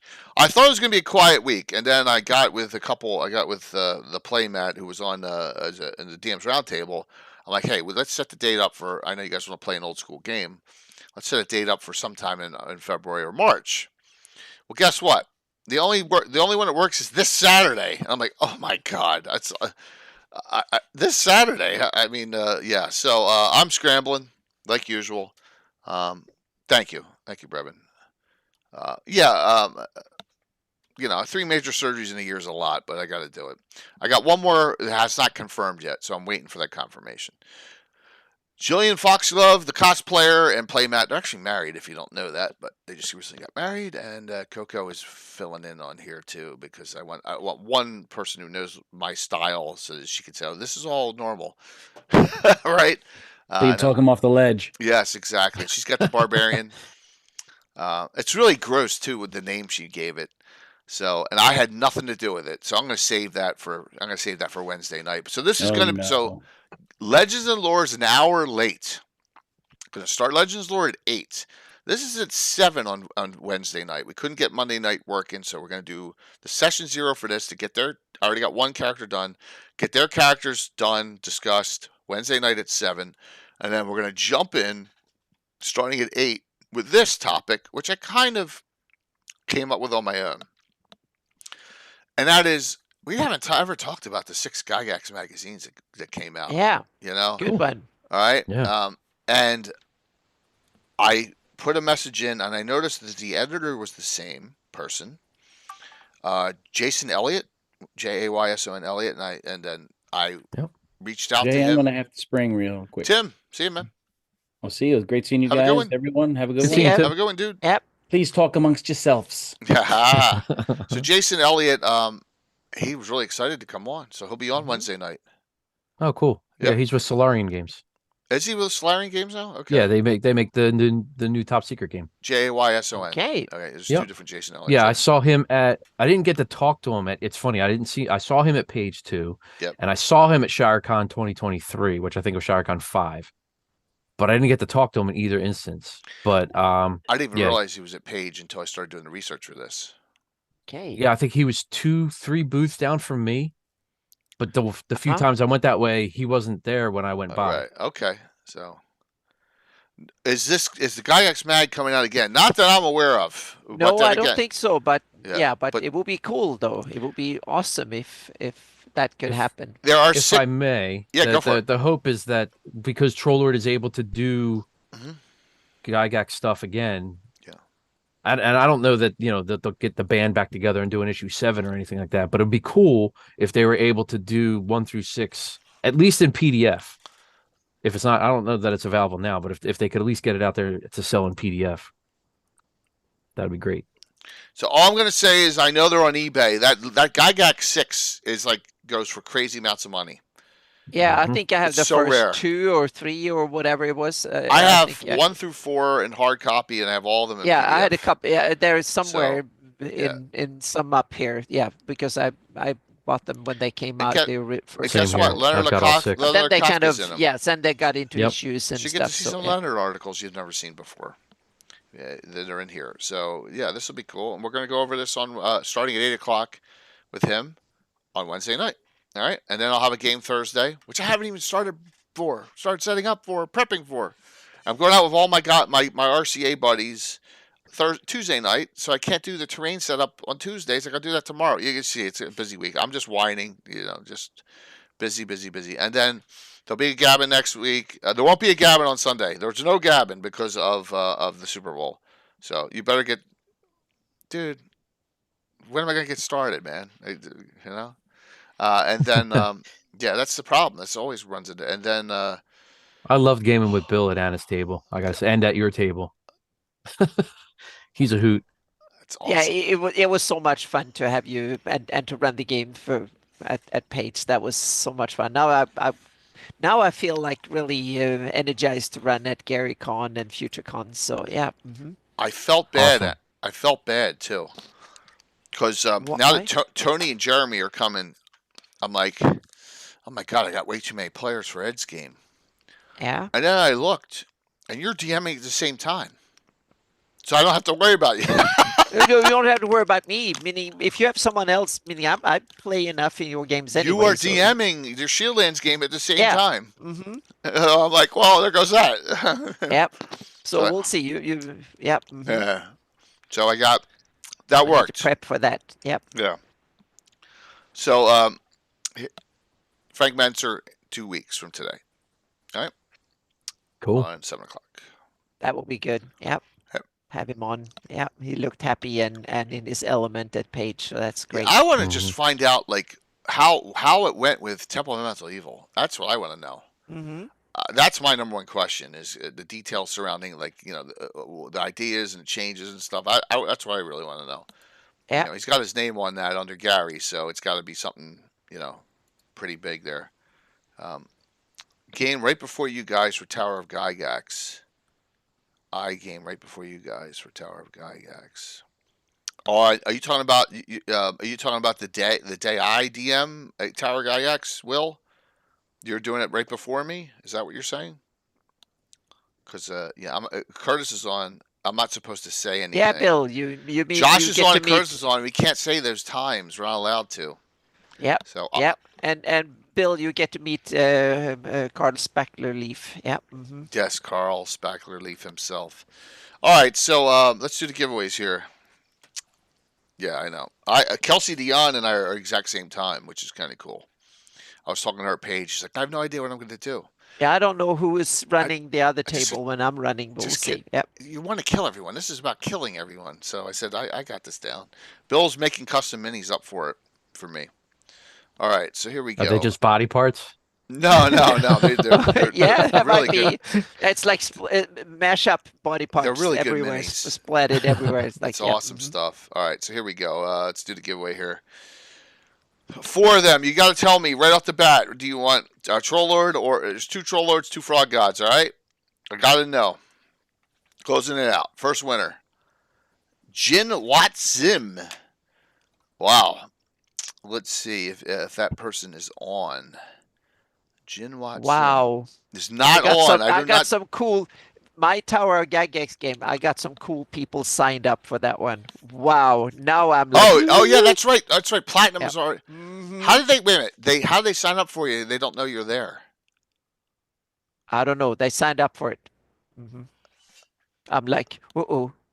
Oh, that's cool. Maybe they Yep. knew and they weren't allowed to know. I Yep. forgot to Mhm. check that. If any of my Yep. game, oh, we'll see. Yep. Here. All right. Mhm. All right. So no Jinwat Zim. All right. Hold on one second. Next one. Celtic Boar. All right. He's good. And Chris, GDTRFB. All right. You're both good. What do you guys want? Dun, dun, dun, dun, dun, dun, dun, dun. Anything. Bueller. You got it. Frogod. Celtic Boar. I will give a Troll Lord. I mean, not. Oh my God, my brain went off. Chris, if you're not responding, I'm gonna give you a Troll Lord. All right. So next one. All right, we got 2 left. Kai and Lando. Kai's first. So Kai, your choice. Cool. Lando's won some of our stuff before. Yeah. Mhm. Nice. So Kai, you got Troll Lords. Lando, you got Frog God. All right. So Lando and Celtic got Frog God, and oh my God, it's already it's there. 1 second. And Chris, GDTRFB, and Kai have Troll Lord games. All right, I'll get the Troll Lord ones out. I'll probably get the Frog God ones out at some point when Michael sends them to me. Right, which won't be that Yep. long. No, I'll get them after the show. And I have I'll the get 'em over Troll to Lord you. ones there as well. All right, so we're going to raid into Darling as we normally do on Sunday nights. So we'll see you Wednesday for 2 streams, Thursday, Saturday, and then that'll be it for the week. There won't be a Sunday night. There may be a Monday night Gabbin, depending on if we're set for it. But thank you so very much for everything. Michael, Let thanks me for know coming last minute. Yes, I will let you know this. That's great. It Yeah. worked. Thank you. Awesome. Thank you Yeah, very much. We're trying. I thought it would be a good one to go over and just share some of the great stuff that other companies have done. So thank you. We'll see you all. See you all in 2 days. No, You 3 got it. days. See you Wednesday. Thanks, Jay. It was great my being brain on. is off. Yeah, well, thank you, Michael. See you Thanks, soon. All right, Raiden and Darling, enjoy. Toxic Nectar Team Manager. And now we got the spinning shields again. Yep. Yes, do not look at the shields. That's awesome. We'll go insane. Yep.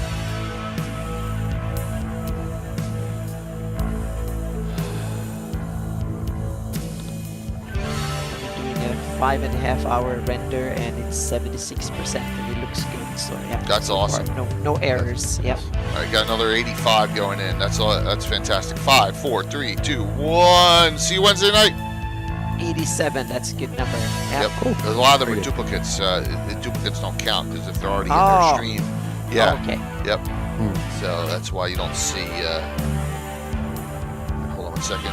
Just hit the raid button here. Let me raid it in. All right, let me end this.